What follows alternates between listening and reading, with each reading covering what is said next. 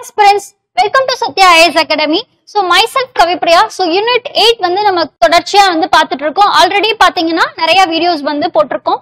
So இது மட்டும் இல்லாம எல்லா சப்ஜெக்ட்ஸ்லயுமே வந்து நம்ம அகாடமில வந்து வீடியோஸ் ப்ரொவைட் பண்ணிட்டு வரோம். ஸோ எல்லாத்தையுமே வந்து யூட்டிலைஸ் பண்ணிக்கோங்க.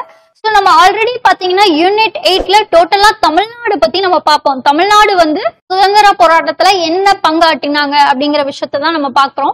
ஸோ அதுல வந்துட்டு பாத்தீங்கன்னா மெட்ராஸ் நேட்டிவ் அசோசியேஷன், அதாவது சென்னை வாசிகள் சங்கம் தொடங்கப்பட்டது வரைக்கும் அதை சீஸ் பண்ணி அதை வந்து மெட்ராஸ் மகாஜன சபாவோட மர்ஜ் பண்ணது வரைக்கும் லாஸ்ட் வீடியோல பார்த்திருப்போம். ஸோ இந்த வீடியோல பாத்தீங்கன்னா மெட்ராஸ் மகாஜன சபால இருந்து கண்டினியூ பண்ண போறோம்.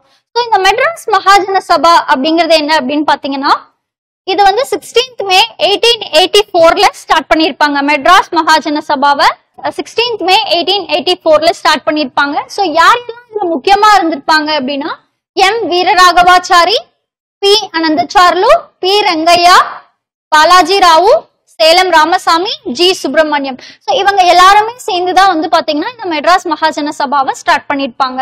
சோ எப்ப அப்படின்னா 16th May 1884ல ஸ்டார்ட் பண்ணிருக்காங்க. சோ இதுல நமக்கு என்ன தெரியணும்னா, இதோடைய செக்ரட்டரியா யார் இருந்தாங்கன்னா பி அனந்தசார்லு, அவர் தான் வந்து செக்ரட்டரியா இருந்திருக்காரு. சோ நெக்ஸ்ட் பாத்தீங்கன்னா ரங்கையா, சோ இவர் தான் வந்து பாத்தீங்கன்னா ஃபர்ஸ்ட் பிரசிடென்ட்டா வந்து இருக்காரு. அடுத்து இவங்க என்ன டிமாண்ட் பண்ணாங்க அப்படிங்கறதுதான். சோ ஆல்ரெடி நமக்கு ஞாபகம் இருக்கணுங்க, மெட்ராஸ் நேட்டிவ் அசோசியேஷன் என்ன டிமாண்ட் பண்ணாங்க, டாக்ஸை ரெடியூஸ் பண்ணணும் அப்படின்னு சொன்னாங்க. அதாவது ரெவென்யூ, எஜுகேஷன் அண்ட் ஜுடிஷியல் ஸ்பேர்ஸ்ல வந்து நிறைய மாற்றங்களை கொண்டு வரணும் அப்படின்னு சொன்னாங்க. கிறிஸ்டியன் மிஷனரிஸ்க்கு வந்து கவர்மெண்ட் வந்து சப்போர்ட் பண்றதை அப்போஸ் பண்ணாங்க. ஜுடிஷியல் சிஸ்டம் வந்து ரொம்ப ஸ்லோவாகவும் காம்ப்ளிகேட்டடாகவும் இருக்கு அப்படிங்கிற விஷயத்த வந்து சொன்னாங்க. நெக்ஸ்ட் வந்து கம்பெனி ரூல வந்து டெர்மினேட் பண்ணணும் இந்தியால அப்படிங்கிற விஷயத்துக்காக பெட்டிஷன்ஸ் வந்து பிரிட்டிஷ் பார்லிமெண்ட்டுக்கு அனுப்பிச்சுட்டே இருப்பாங்க. சோ அதோடைய தொடர்ச்சியா இவங்க என்ன டிமாண்ட் பண்றாங்க அப்படின்னு பாத்தீங்கன்னா, ஐசிஎஸ் எக்ஸாம், அதாவது சிவில் சர்வீஸ் எக்ஸாம்ஸ் இருக்கு இல்லையா, Indian civil service exam. So அந்த எக்ஸாம் பாத்தீங்கன்னா லண்டன்ல மட்டுமே நடத்தப்பட்டிருந்திருக்கும். சோ அதை அவங்க என்ன சொல்றாங்க அப்படின்னா, இங்கிலாந்துலயும் இந்தியாலையும் சைமல்டேனியஸ்லியா வந்து அந்த எக்ஸாம், ஐசிஎஸ் எக்ஸாம கண்டக்ட் பண்ணணும் அப்படிங்கிற கோரிக்கையை இவங்க வைக்கிறாங்க. சோ இவங்க வந்து பாத்தீங்கன்னா 4 பாயிண்ட் வந்து சொல்லுவாங்க. அதுல ஃபர்ஸ்ட் பாயிண்ட் தான் என்னன்னா, ஐசிஎஸ் எக்ஸாம இங்கிலாந்துலயும் இந்தியாலையும் சைமல்டேனியஸ்லியா வந்து நடத்தணும் அப்படின்னு சொல்றாங்க. செகண்ட் என்ன அப்படின்னா, கவுன்சில் ஆஃப் இந்தியா, லண்டன் இருக்கக்கூடிய கவுன்சில் ஆஃப் இந்தியாவை வந்து அபாலிஷ் பண்ணணும் அப்படின்னு சொல்றாங்க. சோ இந்த 2 பாயிண்ட் ஞாபகம் வச்சுக்கோங்க. ஐசிஎஸ் எக்ஸாம் வந்துட்டு இந்தியாலையும் இங்கிலாந்துலயும் சைமல்டேனியஸ்லியா நடத்தணும். அதுக்கப்புறம் லண்டன்ல இருக்கக்கூடிய நம்மளுடைய கவுன்சில் ஆஃப் இந்தியா, சோ லண்டன்ல இருக்கக்கூடிய கவுன்சில் ஆஃப் இந்தியாவை வந்து அபாலிஷ் பண்ணணும் அப்படிங்கறத சொல்லியிருக்காங்க. நெக்ஸ்ட் பாயிண்ட் என்ன அப்படின்னு பாத்தீங்கன்னா, ரிடக்ஷன் ஆஃப் டாக்ஸஸ், சோ டாக்ஸை வந்து ரிடக்ஷன் பண்ணணும் அப்படிங்கிற விஷயத்த சொல்றாங்க. ஃபோர்த் என்ன அப்படின்னா, சிவிலுக்கும் மிலிட்டரிக்கும் எக்ஸ்பெண்டிச்சர் வந்து அதிகமா வந்து பிரிட்டிஷ் ஈஸ்ட் இந்தியா கம்பெனி வந்து பண்ணிட்டு வருது. ஸோ அதை வந்து ரெடியூஸ் பண்ணணும் அப்படின்னு சொல்றாங்க. அதான் பாத்தீங்கன்னா பிரிட்டிஷ் ஆபீசர்ஸ்க்கு கொடுக்கக்கூடிய எல்லா சேலரியும் அவங்களுக்காக செலவு பண்றது, அவங்க மிலிட்டரி வச்சிருக்காங்க இல்லையா, அந்த மிலிட்டரி நிறைய நாடுகள்ல காலனி ஆதிக்கத்துக்காக ஒர்க் பண்ணிட்டு இருந்தாங்க. ஸோ அது எல்லாத்துக்குமே வந்து சேலரியை வந்து எங்க இருந்து கொடுத்துட்டு இருந்தாங்கன்னா, நம்ம கிட்ட இருந்து டார்ச்சர் பண்ணி வாங்கின டாக்ஸஸ் வச்சுதான் கொடுத்துட்டு இருந்தாங்க. சோ அப்ப அந்த எக்ஸ்பெண்டிச்சரை வந்து கம்மி பண்ணுங்க அப்படிங்கிற கோரிக்கையும் இவங்க வைக்கிறாங்க. அதாவது பாத்தீங்கன்னா சிவிலுக்கும் மிலிட்டரி எக்ஸ்பெண்டிச்சர், மிலிட்டரிக்கும் செலவு பண்ணக்கூடிய பணங்களை வந்து கம்மி பண்ணுங்க அப்படின்னு வந்து சொல்றாங்க. சோ அப்ப 4 பாயிண்ட் இருக்குங்க. சோ இந்த 4 பாயிண்ட் வந்து நம்ம ஞாபகம் வச்சுக்கணும். என்ன அப்படின்னா, ஐசிஎஸ் எக்ஸாம வந்து இந்தியாலையும் லண்டன்லயும் சேம் டைம் வந்து கண்டக்ட் பண்ணணும் சைமல்டேனியஸ்ல. அடுத்தது லண்டன்ல இருக்கக்கூடிய கவுன்சில் ஆஃப் இந்தியாவை வந்து அபாலிஷ் பண்ணணும். தேர்ட் வந்து பாத்தீங்கன்னா டாக்ஸ் ரெடியூஸ் பண்ணணும். அடுத்தது மிலிட்டரிக்கும் சிவிலுக்கும் நடக்கக்கூடிய எக்ஸ்பெண்டிச்சரை வந்து ரெடியூஸ் பண்ணணும் அப்படிங்கிற இந்த 4 கோரிக்கையை தான் வந்து மெட்ராஸ் மகாஜன சபா முன்வைக்கிறாங்க. ஸோ இதுல வந்து பாத்தீங்கன்னா, after completion of second provincial conference, அதாவது இந்த மெட்ராஸ் மகாஜன சபாவுடைய செகண்ட் ப்ராவின்சியல் கான்ஃபரன்ஸ் நடக்குது இல்லையா, அதுக்கப்புறம் என்னன்னா இவங்க எல்லாருமே வந்துட்டு ஃபர்ஸ்ட் செஷன் ஆஃப் ஐஎன்சில வந்து பார்ட்டிசிபேட் பண்றாங்க. இந்த ஃபர்ஸ்ட் செஷன் ஆஃப் ஐஎன்சிங்கிறது இந்தியன் நேஷனல் காங்கிரஸ், அதாவது இந்திய தேசிய காங்கிரஸ் அப்படின்னு சொல்லப்படுது. இது வந்து பாத்தீங்கன்னா எப்ப உருவாக்கப்படுது அப்படின்னா, இந்திய தேசிய காங்கிரஸ் வந்து 1885ல உருவாக்குவாங்க. அதோட ஃபர்ஸ்ட் மீட்டிங் எங்க நடக்கும் அப்படின்னு பாத்தீங்கன்னா பாம்பேல நடக்கும். சோ இந்த பாம்பே மீட்டிங்ல தான் வந்துட்டு யார் பார்ட்டிசிபேட் பண்றாங்கன்னா, மெட்ராஸ் மகாஜன சபா வந்து பார்ட்டிசிபேட் பண்றாங்க. ஆல்ரெடி மெட்ராஸ் நேட்டிவ் அசோசியேஷன், அதாவது சென்னை வாசிகள் சங்கம் இருக்கும் இல்லையா, சோ அது வந்து மெட்ராஸ் மகாஜன சபாவோட இணைஞ்சிருப்பாங்க. சோ இவங்க 2 பேருமே சேர்ந்து எங்க பார்ட்டிசிபேட் பண்றாங்க அப்படின்னா, ஃபர்ஸ்ட் செஷன், இந்தியன் நேஷனல் காங்கிரஸோட ஃபர்ஸ்ட் செஷன் பாம்பேல நடக்குது. சோ அதுல வந்து பார்ட்டிசிபேட் பண்றாங்க.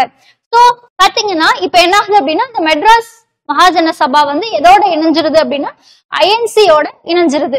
ஆல்ரெடி பாத்தீங்கன்னா மெட்ராஸ் நேட்டிவ் அசோசியேஷன் எது கூட இணைஞ்சது, மெட்ராஸ் மகாஜன சபா கூட இணைஞ்சது.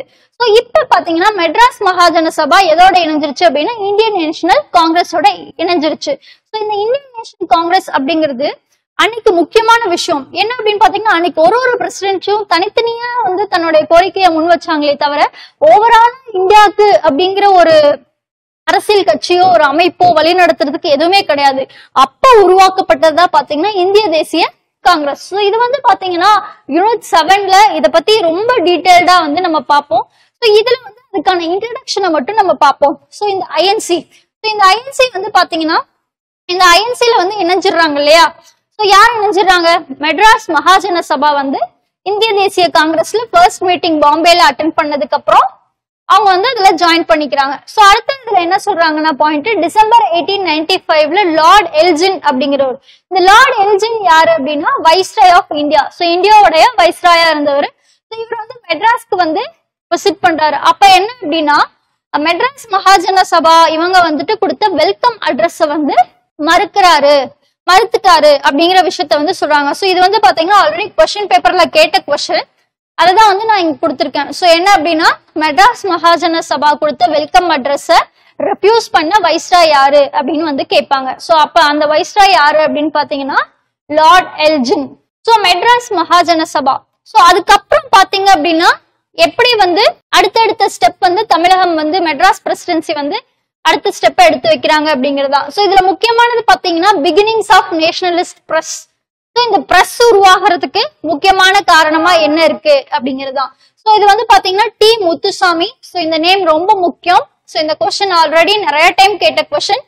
First Indian judge of Madras high court. Madras ஹைகோர்ட்டோடைய ஃபர்ஸ்ட் இந்தியன் ஜட்ஜா யாரை அப்பாயிண்ட் பண்றாங்க அப்படின்னா டி முத்துசுவாமி அவரை தான் வந்து அப்பாயிண்ட் பண்றாங்க. எந்த வருஷம் அப்படின்னு பாத்தீங்கன்னா 1877ல அப்பாயிண்ட் பண்ணப்படுறாரு. ஆட்டோமேட்டிக்கா வந்து இந்தியன் ஜட்ஜ் அப்பாயிண்ட் பண்ணோம்னா அங்க இருக்கக்கூடிய பிரிட்டிஷ் ஜட்ஜஸ் எல்லாருமே வந்து இதை எகெயின்ஸ்டா தான் பாக்குறாங்க. அட் த சேம் டைம் என்ன ஆகுதுன்னா எல்லா நியூஸ் பேப்பர்ஸ்லயும் எல்லா பேப்பர்ஸ்லயுமே வந்து என்ன பப்ளிஷ் பண்றாங்கன்னா இந்த அப்பாயின்மெண்ட்டை வந்து எதிர்த்து எழுதுறாங்க. அப்ப ஒரு விஷயம் வந்து இங்க இருக்கவங்களுக்கு புரியுது, என்னன்னா வந்து எல்லா பிரஸும் யார் வந்து நடத்துறாங்க அப்படின்னா ஆங்கிலேயர்கள் தான் நடத்துறாங்க. அப்ப அவங்க நமக்கு சப்போர்ட் பண்ண மாட்டாங்க. அப்ப நம்மளுடைய விஷயங்களை வந்து மக்களுக்கு எடுத்து சொல்றதுக்கும் நமக்காக பேசுறதுக்கும் ஒரு பிரஸ் வேணும் அப்படின்னு வந்து முடிவு பண்றாங்க. அப்படி வந்ததுதான் என்ன அப்படின்னு பாத்தீங்கன்னா தி ஹிந்து நியூஸ் பேப்பர் வந்திருக்கும். Youth realised entire press was owned by European. இங்க இருக்கக்கூடிய யூத்ஸ் என்ன ரியலைஸ் பண்றாங்கன்னா என்டையர் பிரஸ்மே வந்து யாருடைய கண்ட்ரோல்ல தான் இருக்கு. யார் தான் ஓன் பண்ணிருக்காங்கன்னா யூரோப்பியன்ஸ் தான் வந்து ஓன் பண்ணிருக்காங்க. அப்ப நமக்குன்னு ஒரு பிரஸ் வேணும் அப்படின்னு முடிவு பண்றாங்க. அப்படி உருவானதா பாத்தீங்கன்னா தி ஹிந்து 1878ல. இந்த இயர் ஞாபகம் வச்சுக்கோங்க. 1877ல டி முத்துசுவாமி அப்படிங்கிறவரை வந்துட்டு மெட்ராஸ் ஹைகோர்ட்டோடைய ஃபர்ஸ்ட் இந்தியன் ஜட்ஜா அப்பாயிண்ட் பண்ணப்படுது. அந்த அப்பாயின்மெண்ட்டை எல்லாருமே வந்துட்டு எதிர்த்து பிரஸ்ல எழுதுறாங்க. அப்பதான் வந்து யூரோப்பியன்ஸ் கிட்ட மட்டும்தான் எல்லா பிரஸும் இருக்கு அப்படிங்கிற விஷயம் நமக்கு புரியுது. அப்ப நமக்குன்னு ஒரு பிரஸ் ஆரம்பிக்கணும் அப்படின்னு ஆரம்பிச்சதா பாத்தீங்கன்னா தி ஹிந்து 1878ல நம்ம ஸ்டார்ட் பண்றோம். 77 அப்பாயின்மெண்ட் 78ல தி ஹிந்து வந்து வந்துருது. இந்த தி ஹிந்து உருவாக்கின முக்கியமானவங்க யாருன்னா ஜி சுப்பிரமணியம், எம் வீரராகவாச்சாரி, அவருடைய 4 ஃப்ரெண்ட்ஸ். இவங்க எல்லாரும் சேர்ந்துதான் வந்துட்டு தி ஹிந்து வந்துட்டு 1878ல ஸ்டார்ட் பண்றாங்க. முக்கியமான யாருன்னா ஜி சுப்பிரமணியமும் எம் வீரராகவாச்சாரியும். இதுல வந்துட்டு நம்ம இயர் ஞாபகம் வச்சுக்கணும், அந்த 2 நேம் ஞாபகம் வச்சுக்கணும். டி முத்துசுவாமி மெட்ராஸ் ஹைகோர்ட்டோடைய ஃபர்ஸ்ட் இந்தியன் ஜட்ஜ் 1877. அடுத்தது வந்து பாத்தீங்கன்னா தி ஹிந்து பேப்பர் 1878ல. அதுல முக்கியமான பர்சன்ஸ் யாருன்னா ஜி சுப்பிரமணியம் மற்றும் வீரராகவாச்சாரி. தி ஹிந்து ஆரம்பிச்சதுக்கு அப்புறம் பாத்தீங்கன்னா நிறைய பேப்பர்ஸ் அண்ட் ஜேர்னல்ஸ் வந்து நம்ம மெட்ராஸ் பிரசிடென்சில ப்ரொடியூஸ் பண்ண ஆரம்பிச்சுட்டாங்க. அதுல முக்கியமானதான் வந்து பாத்தீங்கன்னா சுதேசமித்ரன் அப்படின்னு சொல்றாங்க. இந்த சுதேசமித்ரனை யாரு ஸ்டார்ட் பண்ணிருப்பாங்க அப்படின்னா அதே ஜி சுப்பிரமணியம் தான் ஸ்டார்ட் பண்ணிருப்பாரு. 1891ல ஸ்டார்ட் பண்றாரு. இந்த 1891ல ஸ்டார்ட் பண்ணத டெய்லியா எப்ப மாறுது அப்படின்னு பாத்தீங்கன்னா 1899ல அந்த டெய்லி வந்து பப்ளிஷ் பண்ண ஆரம்பிக்கிறாங்க. இப்ப என்ன கொஸ்டின் கேட்கறாங்க அப்படின்னா சுதேசமித்ரன் யாரால ஸ்டார்ட் பண்ணப்பட்டது அப்படின்னு கேட்கலாம். யாரு? ஜி சுப்பிரமணியம். அடுத்த கொஸ்டின் அவங்க எங்க போக முடியும்? இயருக்கு தான் போக முடியும். எப்ப ஸ்டார்ட் பண்ணாங்க அப்படின்னு கேட்டா 1891. கொஸ்டினை தெளிவா பார்க்கணும். எப்ப ஸ்டார்ட் பண்ணாங்க அப்படின்னு கேட்டா 1891. அதுவே டெய்லியா எப்ப மாறுச்சு அப்படின்னு கேட்டா 1899. சோ இந்த 2 இயரும் ஞாபகம் வச்சுக்கணும். அதை ஸ்வதேசி மித்திரன் ஸ்டார்ட் பண்ணது ஜி சுப்பிரமணியம், அதை ஞாபகம் வச்சுக்கணும். Next native news papers. So இந்த மாதிரி நேட்டிவா வந்து நிறைய நியூஸ் பேப்பர்ஸ் வந்து வர ஆரம்பிச்சிச்சு, பப்ளிஷ் ஆக ஆரம்பிச்சிச்சு. சோ அது என்னென்னு பாத்தீங்கன்னா Indian Patriot, South Indian Mail, Madras Standard, Desabhimani, Vijaya, Suryodayam, India. So இந்த மாதிரி நிறைய நியூஸ் பேப்பர்ஸ் வந்து பப்ளிஷ் ஆக ஆரம்பிச்சிருச்சு. சோ இது எல்லாத்துக்குமே முன்னோடியா இருந்தது என்ன? The Hindu paper. So the Hindu பேப்பருக்கு அப்புறம் ஸ்வதேசி முத்திரன். சோ அதுக்கப்புறம் இது எல்லாமே வந்துட்டு பப்ளிஷ் பண்ண ஸ்டார்ட் ஆயிடுச்சு. சோ நம்ம ஆல்ரெடி பார்த்தோம் இல்லையா, மெட்ராஸ் மகாஜன சபா, மெட்ராஸ் நேட்டிவ் அசோசியேஷன், இவங்க எல்லாருமே வந்துட்டு யாரோட மிங்கிள் ஆயிட்டாங்க? இந்திய தேசிய காங்கிரஸோட மிங்கிள் ஆயிட்டாங்க. சோ இந்த இந்திய தேசிய காங்கிரஸ் பத்தி தான் நம்ம யூனிட் 7ல பார்க்க போறோம் அப்படின்னு சொல்லிட்டோம். சோ இந்த இந்திய தேசிய காங்கிரஸ்ல பேசிக்கான விஷயம் என்ன அப்படிங்கறத மட்டும்தான் நம்ம இங்க பார்க்க போறோம். சோ இந்த இந்தியன் நேஷனல் காங்கிரஸ் வந்து எப்ப உருவாயிருக்கும் அப்படின்னு பாத்தீங்கன்னா டிசம்பர் 1884ல ஒரு மீட்டிங் நடக்குது. டிசம்பர் 1884ல ஒரு மீட்டிங் நடக்குது. சோ என்ன மீட்டிங் அப்படின்னா தியோசாபிக்கல் சொசைட்டி, பிரம்ம ஞான சபையோடைய மீட்டிங் வந்து நடக்குது. சோ அந்த மீட்டிங்ல தான் வந்து பாத்தீங்கன்னா இந்தியன் நேஷனல் காங்கிரஸ் வந்து உருவாக்கணும் அப்படின்னு முடிவு செய்யப்படுது. சோ இந்த மீட்டிங் யாரெல்லாம் அட்டென்ட் பண்ணிருப்பாங்க அப்படின்னா Dadabhai Naoroji, K T Telang, Surendranath Banerjee, G Subramaniam, Rangaiah, Anand Charlu from Madras. So இவங்க எல்லாருமே, இவங்க 3 பேரும் வந்து மெட்ராஸ்ல இருந்து அட்டென்ட் பண்ணிருப்பாங்க. அடுத்தது தாதாபாய் நவ்ரோஜி, கேடி தெலங், சுரேந்திரநாத் பானர்ஜி. சோ இவங்க எல்லாருமே வந்து இந்த மீட்டிங் வந்து அட்டென்ட் பண்ணிருப்பாங்க. சோ அட்டென்ட் பண்ணதுக்கு அப்புறம் தான் வந்துட்டு பாத்தீங்கன்னா இந்தியன் நேஷனல் காங்கிரஸ் வந்து ஸ்டார்ட் ஆயிருக்கும். இந்தியன் நேஷனல் காங்கிரஸ் ஸ்டார்ட் ஆனோம்னா அதோட ஃபர்ஸ்ட் மீட் பாம்பேல நடக்கும். சோ அந்த மீட்டிங்லயே வந்துட்டு பாத்தீங்கன்னா மெட்ராஸ் மகாஜன சபா வந்து ஐஎன்சியோட சேர்ந்துருவாங்க. சோ இப்ப இந்த ஃபர்ஸ்ட் செஷன், சோ ஐஎன்சி பொறுத்த வரைக்கும் பாத்தீங்கன்னா ஐஎன்சில நடக்கக்கூடிய எல்லா செஷன்ஸும் ரொம்ப முக்கியம் நமக்கு. ஏன்னா கொஸ்டின் பாத்தீங்கன்னா மேட்ச் தி ஃபாலோயிங்லயோ இல்ல தனியா செப்பரேட்டா கூட கொஸ்டின்ஸ் கேட்பாங்க. ஐஎன்சி வந்து எந்த செஷன் வந்துட்டு செஷன் நம்பர் கொடுத்துட்டு அந்த செஷன் எங்க நடந்துச்சு அப்படின்னு கேட்கலாம். இல்லைன்னா அந்த செஷன், அங்க நடந்த செஷன் யாருடைய தலைமையில நடந்துச்சு, யார் அந்த தலைமையேற்று நடத்தினாங்க அப்படிங்கிற விஷயத்த கேட்கலாம். அது எந்த வருஷம் நடந்துச்சு அப்படின்னு கேட்கலாம். அப்ப அந்த வருஷமும் எங்க நடந்துச்சு அப்படிங்கறதும் அதோடைய தலைமை, இந்த 3 விஷயத்தையும் நம்ம தெளிவா பார்த்து வச்சுக்கணும். சோ அப்படி பாத்தீங்கன்னா ஃபர்ஸ்ட் செஷன் ஆஃப் ஐஎன்சி அப்படிங்கிறது பாத்தீங்கன்னா பாம்பேல நடந்திருக்கும் 1885ல. சோ இந்த கொஸ்டின் கண்டிப்பா கேட்பாங்க. ஏன்னா ஃபர்ஸ்ட் செஷன் நமக்கு எப்பவுமே தெரிஞ்சு வச்சிருக்கணும். சோ அப்ப வந்து ஃபர்ஸ்ட் 3 செஷன்ஸ் வந்து ரொம்ப மோஸ்ட் இம்பார்ட்டன்டா இருக்கும். அந்த ஃபர்ஸ்ட் 3 செஷன்ஸ் தான் வந்து நம்ம பாக்குறோம். ஃபர்ஸ்ட் செஷன் அப்படிங்கிறது பாம்பேல 1885ல நடக்குது. இதற்கு தலைமையா யார் இருந்திருப்பாங்க அப்படின்னா WC பானர்ஜி. சோ இந்த WC பானர்ஜி தான் வந்து முதல் ஐஎன்சி செஷனுடைய ஹெட். ஓகேவா?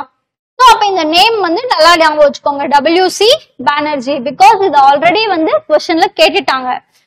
இதுல வந்து பாத்தீங்கன்னா அவுட் ஆஃப் 72ல 22 மெம்பர்ஸ் வந்துட்டு, அதாவது அவுட் ஆஃப் 72ல 22 மெம்பர்ஸ் யாரு அப்படின்னா மெட்ராஸ்ல இருந்து போய் அட்டென்ட் பண்ணவங்க. சோ இந்த क्वेश्चन எப்படி கேட்கலாம்னா ஃபர்ஸ்ட் செஷன்ல எத்தனை பேர் அட்டென்ட் பண்ணாங்க அப்படின்னு கேட்கலாம். அப்படி கேட்டா டோட்டலா 72 மெம்பர்ஸ் அட்டென்ட் பண்ணிருக்காங்க. சோ நெக்ஸ்ட் என்ன கேட்க முடியும், அதுல மெட்ராஸ் பிரசிடென்சில இருந்து எத்தனை பேர் அட்டென்ட் பண்ணாங்க அப்படின்னு கேட்கலாம். சோ அது எத்தனை பேர் அப்படின்னு பாத்தீங்கன்னா 22 மெம்பர்ஸ் வந்து மெட்ராஸ்ல இருந்து போயிருக்காங்க. சோ ஃபர்ஸ்ட் செஷன் முடிஞ்சிருச்சு. சோ செகண்ட் செஷன் வந்து பாத்தீங்கன்னா 1886. சோ இந்த ஐஎன்சி செஷன் எல்லாமே பாத்தீங்கன்னா ஆனுவல் செஷன்ஸ் தான், அடுத்தடுத்த வருஷம் வந்து நடந்திருக்கும். 1885க்கு அப்புறம் 1886ல கல்கட்டால நடத்திருப்பாங்க. சோ ஃபர்ஸ்ட் பாத்தீங்கன்னா பாம்பேல நடந்திருக்கும், செகண்ட் செஷன் கல்கட்டால நடந்திருக்கும். சோ இதுக்கு ஹெடா யாரு இருந்திருக்காங்கன்னா தாதாபாய் நவ்ரோஜி. சோ இது வந்து நம்ம ஞாபகம் வச்சுக்கணும். நெக்ஸ்ட் பாத்தீங்கன்னா தேர்ட் செஷன் ஆஃப் ஐஎன்சி வந்து எங்க நடக்கும் அப்படின்னா நம்மளோட மெட்ராஸ்ல நடந்திருக்கும். மக்கிஷ் கார்டன் 1000 லைட்ஸ், அதாவது 1000 விளக்கு பகுதியில வந்து நடந்திருக்கும் 1887ல. இதோட ஹெட் யாரு அப்படின்னா பத்ருதீன் தயாப்ஜியோட தலைமையில நடந்திருக்கும். சோ நம்ம நல்லா ஞாபகம் வச்சுக்கணும், 1885ல ஃபர்ஸ்ட் வந்து நடக்குது, எங்க பாம்பேல நடக்குது. ஓகேவா? சோ 1886ல அடுத்து செகண்ட் நடக்குது. இது எங்க நடக்குது? கல்கட்டால நடக்குது. 1887ல நம்ம மெட்ராஸ்ல நடக்குது. சோ அப்ப எந்த இயர் நமக்கு தெரியணும்? 1885 பாம்பே, 1886 கல்கட்டா, 1887 மெட்ராஸ். சோ இந்த 3மே வந்து நம்ம ஞாபகம் வச்சுக்கணும். சோ இந்த 3ம் பாத்தீங்கன்னா ஃபர்ஸ்ட் ஹெட்டா யார் இருந்திருப்பாங்க? WC பானர்ஜி. அதுல 72 மெம்பர்ஸ், அதுல 22 வந்து பாத்தீங்கன்னா நம்ம மெட்ராஸ்ல இருந்து போயிருப்பாங்க. செகண்ட் செஷன் வந்து கல்கட்டால நடந்தது. அதோட ஹெட் தாதாபாய் நவ்ரோஜி. இதுக்கு அடுத்து தேர்ட் செஷன் வந்து மெட்ராஸ் மக்கிஷ் கார்டன்ல 1000 லைட்ஸ் ஏரியால நடந்திருக்கும். அதோட ஹெட் யாரு அப்படின்னா பத்ருதீன் தயாப்ஜி. ஸோ நம்ம கண்டினியூஸா வந்து மெட்ராஸ் பிரசிடென்சி அப்படின்னு வந்து படிச்சுட்டு இருக்கோம். அப்ப அன்றைய மெட்ராஸ் பிரசிடென்சி அப்படிங்கிறது எந்த பகுதிகள் எல்லாமே வந்து உள்ளடக்கியது அப்படின்னு நம்ம ஃபர்ஸ்ட் தெரிஞ்சுக்கணும். ஸோ இந்த மெட்ராஸ் பிரசிடென்சி அப்படிங்கிறது பாத்தீங்கன்னா அன்னைக்கு தமிழகம் முழுவதுமே வந்துட்டு இருக்கும். சோ அடுத்து வந்து பாத்தீங்கன்னா ஆந்திர பிரதேஷ்ல இருக்கக்கூடிய கோஸ்டல் டிஸ்ட்ரிக்ட்ஸ் எல்லாமே வந்திருக்கும். கடற்கரையோர மாவட்டங்கள் எல்லாமே வந்திருக்கும். அதுக்கப்புறம் ராயலசீமா அப்படிங்கிற டிஸ்ட்ரிக்ட். ஸோ இந்த பிளேஸ் எல்லாமே எதுக்குள்ள இருந்துச்சுன்னா மெட்ராஸ் பிரசிடென்சிக்குள்ள இருந்துச்சு. அடுத்தது பாத்தீங்கன்னா கர்நாடகால பெங்களூரு, பெல்லாரி, சவுத் கனரா. ஸோ இந்த பகுதிகள் எல்லாமே மெட்ராஸ் பிரசிடென்சிக்குள்ள இருந்தாங்க. அடுத்தது பாத்தீங்கன்னா கேரளால மலபார் அப்படிங்கிற பகுதி. அடுத்தது பாத்தீங்கன்னா ஒடிஷால கஞ்சம் அப்படிங்கிற பகுதி. சோ இந்த பகுதிகளை எல்லாம் உள்ளடக்கியதுதான் என்ன அப்படின்னு பாத்தீங்கன்னா மெட்ராஸ் பிரசிடென்சி. சோ நல்லா ஞாபகம் வச்சுக்கணுங்க. இந்த 5 பிளேசஸ்மே வந்து நம்ம ஞாபகம் வச்சுக்கணும். ஏன்னா மெட்ராஸ் பிரசிடென்சில இடம்பெறாத இடம் அப்படின்னும் கேட்கலாம், இல்லைன்னா இடம்பெற்ற இடங்கள் அப்படின்னும் கேட்கலாம். சோ மொத்தம் தமிழ்நாடும் வந்துடும். ஆந்திர பிரதேஷ்ல கோஸ்டல் டிஸ்ட்ரிக்ட்ஸ் இன் ராயலசீமா. அடுத்தது கர்நாடகால பெங்களூரு, பெல்லாரி, சவுத் கனரா. கேரளால மலபார், ஒடிஷால கஞ்சம். சோ இந்த பகுதிகளை எல்லாமே உள்ளடக்கியதுதான் வந்து பாத்தீங்கன்னா அன்றைய மெட்ராஸ் பிரசிடென்சி. அடுத்து பாத்தீங்கன்னா ஸ்வதேசி இயக்கம், ஸ்வதேசி மூவ்மெண்ட் பத்தி தான் நம்ம பார்க்க போறோம். சோ இந்த ஸ்வதேசி மூவ்மெண்ட் வந்து என்ன அப்படின்னா இவங்களோட முக்கியமான நோக்கம், ஸ்வதேசி மூவ்மெண்ட் என்ன இருந்திருக்கும் அப்படின்னா ஆங்கிலேயர்கள் வந்து இந்தியாவை வந்து ஒரு சந்தையா தான் வந்து பார்த்தாங்க. ஏன் அப்படின்னா இங்கிருந்து காட்டன் எல்லாத்தையும் எடுத்துட்டு போயிட்டு அவங்க அங்க வந்து நம்ம ட்ரெஸ்ஸஸா மேக் பண்ணி துணிகளா கொண்டு வந்து இங்க விற்பனை செஞ்சாங்க. அந்த விற்பனை செய்யறதுக்கு ஒரு இடமா தான் வந்து இந்தியா மாற்றப்பட்டுச்சு. அப்போ ஒரு விஷயம் என்ன ஆகுது அப்படின்னா இங்க இருக்கக்கூடிய மக்கள் பயன்படுத்துற விஷயங்கள், உருவாக்குற விஷயங்களுக்கு எல்லாமே வந்து வேல்யூ கம்மியாகுது. ஏன்னா அவன் அங்க கொண்டு போயிட்டு ரொம்ப மலிவான விலையில திருப்பி கொண்டு வந்து இங்க எல்லாத்தையும் விற்கிறான். சோ அப்ப வந்துட்டு இந்தியன் குட்ஸோடைய மதிப்பை வந்து அதிகப்படுத்தணும், இந்தியாவில இருக்கவங்களுடைய வேலை வாய்ப்பு எல்லாமே பறி போயிடக்கூடாது அப்படிங்கறதுக்காக நம்மளோட இந்தியன் ப்ராடக்ட்ஸ்க்கு இம்பார்ட்டன்ட் கொடுக்கறதுக்காக கொண்டு வந்ததா பாத்தீங்கன்னா ஸ்வதேசி இயக்கம். இந்த ஸ்வதேசி இயக்கம் வந்துட்டு எப்ப உருவாகும் அப்படின்னா பார்ட்டிஷன் ஆஃப் பெங்கால் இன் 1906. அதாவது பாத்தீங்கன்னா 1906ல பார்ட்டிஷன் ஆஃப் பெங்கால் அப்படிங்கிற ஒரு விஷயம் நடக்கும். அதாவது வங்க பிரிவினை அப்படின்னு சொல்றோம். இந்த வங்க பிரிவினைக்கு முக்கியமான காரணம் யாரு? Lord Curzon. இந்த கர்சன் என்ன பண்ணுவார் அப்படின்னா ஹிந்துஸையும் முஸ்லிம்ஸையும் பிரிக்கணும் அப்படின்னு சொல்லி வங்காளத்தை வந்து பிரிக்கிறாரு. ஸோ அது பாத்தீங்கன்னா இதுதான் வந்து ஸ்வதேசி மூவ்மெண்ட்டை ஸ்டார்ட் பண்றதுக்கான ரீசனா வந்து இருந்திருக்கும். சோ இந்த கொஸ்டின் எப்படி கேட்கலாம் அப்படின்னு பாத்தீங்கன்னா எந்த விஷயம் வந்துட்டு ஸ்வதேசி மூவ்மெண்ட் வந்து உருவாகிறதுக்கு காரணமா இருந்துச்சு அப்படின்னு கேட்கலாம். சோ அப்படி கேட்டா நம்ம என்ன எழுதணும்னா partition of Bengal. So partition of Bengal தான் வந்து ஸ்வதேசி மூவ்மெண்ட் ஸ்டார்ட் ஆகிறதுக்கு ஒரு காரணமா இருக்கு அப்படின்னு வந்து சொல்லலாம். எஸ்பெஷலி பாத்தீங்கன்னா இந்த ஸ்வதேசி மூவ்மெண்ட் வந்து எங்க அதோட எஃபெக்ட் அதிகமா இருந்திருக்கும் அப்படின்னா பெங்கால், பஞ்சாப் அண்ட் மகாராஷ்டிரா பகுதிகளில் தான் வந்து அதோடைய தாக்கம் ரொம்ப அதிகமா இருந்திருக்கும். சோ இந்த 3 இடத்துலயுமே பாத்தீங்கன்னா 3 ஜாம்பவான்கள் வந்து பெரிய லீடர்ஸ் வந்து இதை வந்து வழி நடத்திட்டு இருப்பாங்க. சோ அந்த 3 பேர் யாரு அப்படின்னு பாத்தீங்கன்னா லாலா லஜ்பதி ராய், பாலகங்காதர் திலக், பிபின் சந்திரபால், லால் பால் பால் அப்படின்னு வந்து நம்ம சொல்லுவோம். சோ இவங்க 3 பேரோட தலைமையில தான் வந்து இங்க ஸ்வதேசி மூவ்மெண்ட் அப்படிங்கிறது ரொம்ப ஸ்ட்ராங்கான விஷயமா வந்துட்டு இருக்கும். சோ இதுல வந்து பாத்தீங்கன்னா இந்த ஸ்வதேசி மூவ்மெண்ட்டை எப்ப இம்ப்ளிமெண்ட் பண்ணாங்க அப்படின்னா காங்கிரஸ் செஷன்ல வந்து இன்ட்ரடியூஸ் பண்றாங்க. சோ அப்ப நல்லா ஞாபகம் வச்சுக்கோங்க, ஸ்வதேசி மூவ்மெண்ட் அப்படிங்கிறது எப்ப இம்ப்ளிமெண்ட் பண்ணப்படுது அப்படின்னா அதாவது எந்த செஷன்லனா கல்கட்டா காங்கிரஸ் செஷன்ல வந்துட்டு இன்ட்ரடியூஸ் பண்றாங்க. சோ அப்ப அவங்க என்ன சொல்றாங்க அப்படின்னா called upon the nation to promote Swadeshi enterprises. அதாவது நம்ம நாட்டில் இருக்கக்கூடிய எல்லா மக்களையும் அழைக்கிறாங்க. எதுக்காக அப்படின்னு பாத்தீங்கன்னா ஸ்வதேசி என்டர்பிரைசஸ் ப்ரமோட் பண்றதுக்கு. அதாவது இந்தியர்களால நடத்தக்கூடிய கம்பெனிஸ் எல்லாத்தையுமே வந்து என்டர்பிரைசஸ் ப்ரமோட் பண்றதுக்காகவும், அடுத்தது பாய்காட் ஃபாரின் குட்ஸ். ஸோ ஃபாரின்ல இருந்து அவன் இறக்குமதி செஞ்ச விஷயங்கள் எல்லாமே நம்ம பாய்காட் பண்ணணும். பாய்காட்னா அதை தடை செய்யணும், அதை வாங்காம இருக்கணும் அப்படிங்கிறது பாய்காட் பண்றது. நெக்ஸ்ட் பாத்தீங்கன்னா நேஷனல் எஜுகேஷனை வந்து ப்ரமோட் பண்ணணும் அப்படிங்கிற கான்செப்ட். இந்த 3 விஷயம் தான் வந்து பாத்தீங்கன்னா ஸ்வதேசி இயக்கத்துல முக்கியமான குறிக்கோளா இருந்திருக்கும். சோ அவங்க முன்வைக்கிற 3 விஷயங்கள் என்னன்னா ஸ்வதேசி என்டர்பிரைஸை ப்ரமோட் பண்ணணும், ஃபாரின் குட்ஸை பாய்காட் பண்ணணும், அதுக்கப்புறம் நேஷனல் எஜுகேஷனை ப்ரமோட் பண்ணணும் அப்படிங்கிற விஷயம் தான். சோ இதுல பாத்தீங்கன்னா இந்த அந்நிய துணிகள் எல்லாத்தையுமே வந்துட்டு எடுத்துட்டு வந்து தெருவுல போட்டு எரிக்கிறது, அந்த மாதிரி விஷயங்கள் எல்லாமே வந்து பண்ணிருப்பாங்க. ஸோ நார்த் பகுதியில பாத்தீங்கன்னா ஸ்வதேசி இயக்கம் ரொம்ப ஸ்ட்ராங்கா நடந்திருக்கும். ஸோ அதே டைம்ல கீழே தமிழ்நாடு அதாவது மெட்ராஸ் பிரசிடென்சில வந்து ஸ்வதேசி இயக்கம் எப்படி இருந்துச்சு அப்படிங்கிறதுக்கு முக்கியமான காரணம் தான் வந்துட்டு விஓ சிதம்பரம் பிள்ளை அப்படின்னு சொல்றோம். ஸோ தமிழ்நாட்டுல என்ன நடக்கும் அப்படின்னு பாத்தீங்கன்னா திருநெல்வேலி ஏரியால அதாவது சதர்ன் ஏரியால ஃபுல்லுமே வந்துட்டு ஸ்வதேசி இயக்கத்துக்கு நல்ல சப்போர்ட் வந்து இருந்திருக்கும். அதுல முக்கியமான பிளேஸ் பாத்தீங்கன்னா திருநெல்வேலி தான் வந்துட்டு பாத்தீங்கன்னா ஒரு கிரேட் சப்போர்ட் வந்து கொடுத்துருப்பாங்க ஸ்வதேசி இயக்கத்துக்கு. ஸோ இந்த ஸ்வதேசி மீட்டிங்ஸ் எல்லாமே வந்து எங்க நடக்கும் அப்படின்னு பாத்தீங்கன்னா மெரினா பீச்லயும் மூர் மார்க்கெட் காம்ப்ளெக்ஸ்ல மெட்ராஸ்ல இருக்கக்கூடிய மெரினா பீச்லயும் மூர் மார்க்கெட் காம்ப்ளெக்ஸ்லயும் வந்துட்டு இந்த ஸ்வதேசி மீட்டிங்ஸ் எல்லாமே நடக்கும். ஸோ இதை நல்லா ஞாபகம் வச்சுக்கோங்க. ஸ்வதேசி மீட்டிங்ஸ் எங்க நடக்கும் அப்படின்னு கேட்கலாம். ஸோ எங்க அப்படின்னா மெட்ராஸ்ல மெரினா பீச்லயும் மூர் மார்க்கெட் காம்ப்ளெக்ஸ்லயும் வந்து நடக்கும். ஸோ இந்த மீட்டிங் வந்து பாத்தீங்கன்னா 1907. ஸோ இந்த இயர் வந்து ரொம்ப முக்கியம். ஸோ 1907ல என்ன நடக்குது அப்படின்னு பாத்தீங்கன்னா பிபின் சந்திரபால். ஸோ இந்த பிபின் சந்திரபால் சொன்னாலே ஆல்ரெடி பார்த்த ஜாம்பவான். ஸோ அவர் வந்து மெட்ராஸ் வராரு 1907ல மெட்ராஸ் வராரு. ஸோ மெட்ராஸ் வந்து என்ன பண்றாருன்னா அவர் ஒரு ஸ்பீச் கொடுக்கிறாரு. மெட்ராஸ் பீச் அதாவது மெரினா பீச்ல வந்துட்டு ஒரு ஸ்பீச் கொடுக்கிறாரு. அதாவது இந்தியாவுடைய சுதந்திரம் எவ்வளவு முக்கியமானது, நம்ம அதை ஏன் வாங்கணும், அதே டைம்ல பாத்தீங்கன்னா இந்த ஸ்வதேசி இயக்கத்தினுடைய கொள்கைகள் எல்லாமே வந்து மக்களுக்கு எடுத்துரைக்கிறாரு, அதோடைய நன்மைகள். சோ அது நமக்கு வந்து என்னெல்லாம் வந்து பாசிட்டிவான விஷயங்கள் இருக்கோ அது எல்லா விஷயத்தையும் அங்க இருக்கக்கூடிய ஆடியன்ஸ்க்கு வந்து சொல்றாரு. அதுல வந்து எல்லாருமே ஒரு புத்துணர்ச்சியோட ஸ்வதேசி இயக்கத்தை ஃபாலோ பண்ண ஸ்டார்ட் பண்றாங்க. அப்ப ஸ்வதேசி இயக்கம் வந்து மெட்ராஸ் பிரசிடென்சில கோலுன்றதுக்கு மிக முக்கியமான காரணம் யாரு அப்படின்னா பிபின் சந்திரபால் தான். அவர் எந்த வருஷம் இங்க வராரு 1907ல வந்திருப்பாரு மெட்ராஸ்க்கு. அதனாலதான் வந்து ஸ்வதேசி இயக்கம் மெட்ராஸ் பிரசிடென்சில ஸ்ட்ராங் ஆகுது. ஸோ இது இந்த மெட்ராஸ் ஸ்வதேசி இயக்கம் அப்படின்னாலே தமிழ்நாட்டுல முக்கியமான ஆள் யாரு அப்படின்னா விஓ சிதம்பரம் பிள்ளை. ஸோ அப்ப விஓசி பத்தி நம்ம தெரிஞ்சிருக்கணும். ஸோ புக்கில் இருக்கக்கூடிய விஷயங்கள் தான் வந்து கொடுத்திருக்கோம். அதோட வந்து அதிகமான இம்பார்ட்டன்ட் பாயிண்ட்ஸையும் வந்து ஆட் பண்ணி கொடுத்திருக்கோம். இதுல வந்து பாத்தீங்கன்னா விஓசி. ஸோ விஓசி பத்தி பார்க்கணும் அப்படின்னா ஒட்டப்பிடாரம்ல பிறந்திருப்பாரு செப்டம்பர் 5, 1872ல. ஸோ கப்பலோட்டிய தமிழன் அப்படின்னு நம்ம சொல்லுவோம், தமிழ் தலைவன் அப்படின்னும் நம்ம வந்து இவரை சொல்லுவோம். ஸோ அடுத்து வந்து பாத்தீங்கன்னா இவரோட கெரியரை ஒரு லாயரா ஸ்டார்ட் பண்ணிருப்பாரு. ஸோ எங்கன்னா திருநெல்வேலியில. ஸோ 1906ல இவர் என்ன பண்றாருன்னா ஒரு ஜாயிண்ட் ஸ்டாக் கம்பெனி வந்து ஸ்டார்ட் பண்றாரு. அந்த கம்பெனி பேர் தான் என்னன்னு பாத்தீங்கன்னா ஸ்வதேசி ஸ்டீம் நேவிகேஷன் கம்பெனி. இந்த ஸ்வதேசி ஸ்டீம் நேவிகேஷன் கம்பெனி 1906ல யார் ஸ்டார்ட் பண்றாங்க, விஓசி வந்து ஸ்டார்ட் பண்றாரு. ஸோ இந்த கம்பெனி வந்து பாத்தீங்கன்னா மொத்தமா 10 லட்சம் ரூபாய் கேபிட்டலா மூலதனமா போட்டு ஸ்டார்ட் பண்றாங்க. இதுல வந்து பாத்தீங்கன்னா மொத்தம் 40,000 ஷேர்ஸ். இந்த 40,000 ஷேர்ஸ் ஒரு ஷேரும் வந்து பாத்தீங்கன்னா 25 rupees.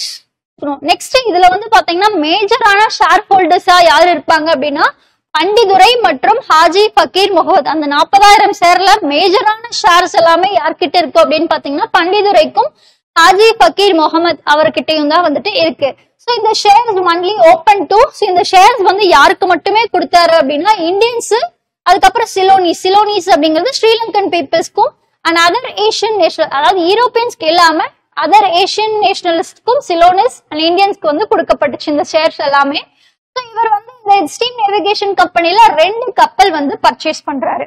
ஸோ அந்த 2 கப்பல் என்ன அப்படின்னு பாத்தீங்கன்னா SS காலியா, SS லாவோ. ஸோ இந்த கப்பலோட நேம் ஞாபகம் வச்சுக்கணும். விஓசி வந்து ஸ்வதேசி ஸ்டீம் நேவிகேஷன் கம்பெனிக்காக வாங்கின 2 கப்பல் என்ன, அதோடைய பெயர் என்ன அப்படின்னு கேட்டா SS காலியா மற்றும் SS லாவோ. ஸோ இதை வந்து நம்ம ஞாபகம் வச்சுக்கணும். ஸோ இந்த கப்பல் வந்து பாத்தீங்கன்னா தூத்துக்குடியில இருந்து கொழும்புக்கு வந்து அதாவது ஸ்ரீலங்காவில் இருக்கக்கூடிய கொழும்புக்கு வந்து ஜேர்னில இருக்கும். அதாவது இந்த கப்பல் எங்கிருந்து எங்க வந்து தன்னோட பயணத்தை வந்து வச்சிருக்கோம் அப்படின்னு பாத்தீங்கன்னா தூத்துக்குடியில இருந்து கொழும்புக்கு வந்து விடப்பட்டது. ஆனா இது சக்சஸ் ஆகுமா அப்படின்னு கேட்டீங்கன்னா ஃபெயிலியர் ஆயிடும். ஏன்னா ஆங்கிலேயர்கள் வந்து நிறைய டைம் என்ன பண்ணுவாங்கன்னா அதோடைய ரேட்டை வந்து கம்மி பண்ணுவாங்க, அந்த டிக்கெட் சார்ஜஸ் எல்லாம் கம்மி பண்ணுவாங்க. இது வந்து பாத்தீங்கன்னா விஓசி வச்சே வந்துட்டு ஒரு தமிழ்ல ஒரு படம் இருக்குங்க. சோ அந்த படம் முடிஞ்சா பாருங்க. அந்த படத்துல வந்து எல்லாமே வந்து தெளிவா காட்டியிருப்பாங்க. இந்த ஸ்டீம் நேவிகேஷன் கம்பெனி எப்படி ஆரம்பிச்சாரு, அதுல என்னெல்லாம் அவர் பண்ணாரு, அதுல எப்படி அவருக்கு தோல்வி வந்துச்சு அப்படிங்கிற விஷயத்த எல்லாமே வந்து அந்த படத்துல வந்து காட்டியிருப்பாங்க. சோ அந்த படத்தை வந்து பாருங்க. அடுத்தது வந்து பாத்தீங்கன்னா விஓசி வந்து முக்கியமான வேற என்னெல்லாம் பண்ணிருப்பாரு அப்படின்னு பாத்தீங்கன்னா ஸ்வதேசி தர்ம சங்காவுடைய ஃபவுண்டரா வந்து இருக்காரு. அதாவது வீவிங் அசோசியேஷன், இது வந்து ஒரு வீவிங் அசோசியேஷன், ஸ்வதேசி தர்ம சங்கா. சோ அதோடைய ஃபவுண்டர் யாருன்னா இவர் தான். நெக்ஸ்ட் பாத்தீங்கன்னா ஸ்வதேசி கோஆபரேட்டிவ் ஸ்டோர்ஸ் வந்து நிறைய தூத்துக்குடியில வந்து தொடங்கப்படும். சோ அடுத்து பாத்தீங்கன்னா இவருக்கு யாரெல்லாம் ஹெல்ப் பண்ணிருப்பாங்கன்னா ஸ்வதேசி மெம்பர்ஸ் ஆன அரவிந்த கோஷும் பாலகங்காதர் திலகரும் வந்துட்டு விஓசிக்கு வந்து ஹெல்ப் பண்ணிருப்பாங்க. அடுத்து பாத்தீங்கன்னா இந்த விஓசி வந்து பாலிடிக்ஸ்க்கு ஏன் வந்தாரு, அவர் பாலிடிக்ஸ்க்கு இழுத்துட்டு வந்த ஒரு விஷயம் என்ன அப்படின்னு பாத்தீங்கன்னா பார்ட்டிஷன் ஆஃப் பெங்கால் தான். அதாவது ஸ்வதேசி இயக்கம் தோன்றதுக்கே எதுதான் காரணமா இருக்கும், பார்ட்டிஷன் ஆஃப் பெங்கால் தான் காரணமா இருக்கும். அதே பார்ட்டிஷன் ஆஃப் பெங்கால் தான் பாத்தீங்கன்னா விஓசியும் வந்துட்டு நம்மளுடைய அரசியலுக்கு வர்றதுக்கு காரணமா இருக்கும். அப்ப நீங்க நல்லா ஞாபகம் வச்சுக்கணும், என்ன கொஸ்டின் கேட்கலாம்னா விஓசி வந்து பொலிட்டிக்ஸ்க்கு வர்றதுக்கு என்ன ரீசன் அப்படின்னு கேட்டா முக்கியமான காரணம் என்னன்னா இந்த பார்ட்டிஷன் ஆஃப் பெங்கால் தான் இருக்கும் அப்படிங்கிறது. சோ அடுத்தது பாத்தீங்கன்னா இந்த லோக்மானிய திலக் இருக்கார் இல்லையா, பாலகங்காதர் திலக். சோ அவர் வந்து பாத்தீங்கன்னா இவருடைய சக்சஸ், அதாவது ஸ்டீம் நேவிகேஷன் கம்பெனி நடத்திட்டு இருந்தார்ல, அந்த கம்பெனியோடைய சக்சஸ் பத்தி எல்லாமே வந்துட்டு அவருடைய பேப்பரான கேசரி மகாராத்தால வந்துட்டு போட்டிருப்பாரு. இந்த மாதிரி அதாவது மெட்ராஸ் பிரசிடென்சில விஓசி அப்படிங்கிற ஒரு ஸ்டீம் நேவிகேஷன் கம்பெனி நடத்திருப்பாரு. அதோடைய சக்சஸ் எல்லாமே வந்து அங்க இருக்க மக்களுக்கு தெரியப்படுத்தும் விதமா அதோடைய சக்சஸ் பத்தி எல்லாமே யார் பேசியிருக்காங்கன்னா லோக்மானிய திலக் அவருடைய பேப்பர்ஸ்ல பேசியிருக்காரு. நெக்ஸ்ட் பாத்தீங்கன்னா 1907ல ஐஎன்சில என்ன ஆகும் அப்படின்னா சூரத் மீட் நடக்கும். சோ அங்க வந்து பாத்தீங்கன்னா ஐஎன்சி ஸ்பிளிட் ஆகும். So he attend the Surat split Congress. அந்த காங்கிரஸ் மீட்டிங்ல சூரத் மீட்டிங் வந்து யார் அட்டெண்ட் பண்றாங்க அப்படின்னா 1907ல விஓசி வந்து அட்டெண்ட் பண்றாரு. சோ அதுல இருந்து வந்து பாத்தீங்கன்னா இவர் யாரை ஃபாலோ பண்ண ஆரம்பிச்சிட்டாரு அப்படின்னா திலக்க வந்து ஃபாலோ பண்ண ஆரம்பிச்சிட்டாரு, பாலகங்காதர் திலக்க ஃபாலோ பண்ண ஆரம்பிச்சிட்டாரு. சோ அங்கதான் என்ன நடக்கும்னு பாத்தீங்கன்னா சூரத் ஸ்பிளிட் வந்து நடக்கும். சூரத் பிளவு காங்கிரஸ்ல வந்து 2 பிரிவா வந்து பிரியுது. சோ அதுக்கப்புறம் வந்து பாத்தீங்கன்னா இவர் என்ன பண்றாருன்னா decide to work and build a political organisation. So Madras பிரசிடென்சில வந்து ஒரு பொலிட்டிக்கல் ஆர்கனைசேஷனை பில்ட் பண்ணணும் அப்படிங்கிற விஷயத்த வந்து இந்த சூரத் ஸ்பிளிட்க்கு அப்புறம் வந்துட்டு இவர் வந்து டிசைட் பண்றாரு. சோ அடுத்தது பாத்தீங்கன்னா look for a able orator. So look for able orator. இவர் என்னன்னா ஒரு ஒரேட்டரை வந்து தேடிட்டு இருக்காரு. அதாவது ஸ்வதேசி ஸ்டீம் நேவிகேஷன் கம்பெனி அந்த ஸ்வதேசி இயக்கத்தை பத்தி மக்களிடையே கொண்டு போகணும், அது மாதிரி பொலிட்டிக்கல் ஆர்கனைசேஷன்ஸ் உருவாக்குறதுக்கு மக்களிடையே ஒரு எழுச்சி ஏற்படுத்தும் விதமா பேசுறதுக்காக பேச்சாளரை வந்து தேடிட்டு இருக்கப்ப இவருக்கு கிடைச்சவங்க தான் யாருன்னு பாத்தீங்கன்னா சுப்பிரமணிய சிவா.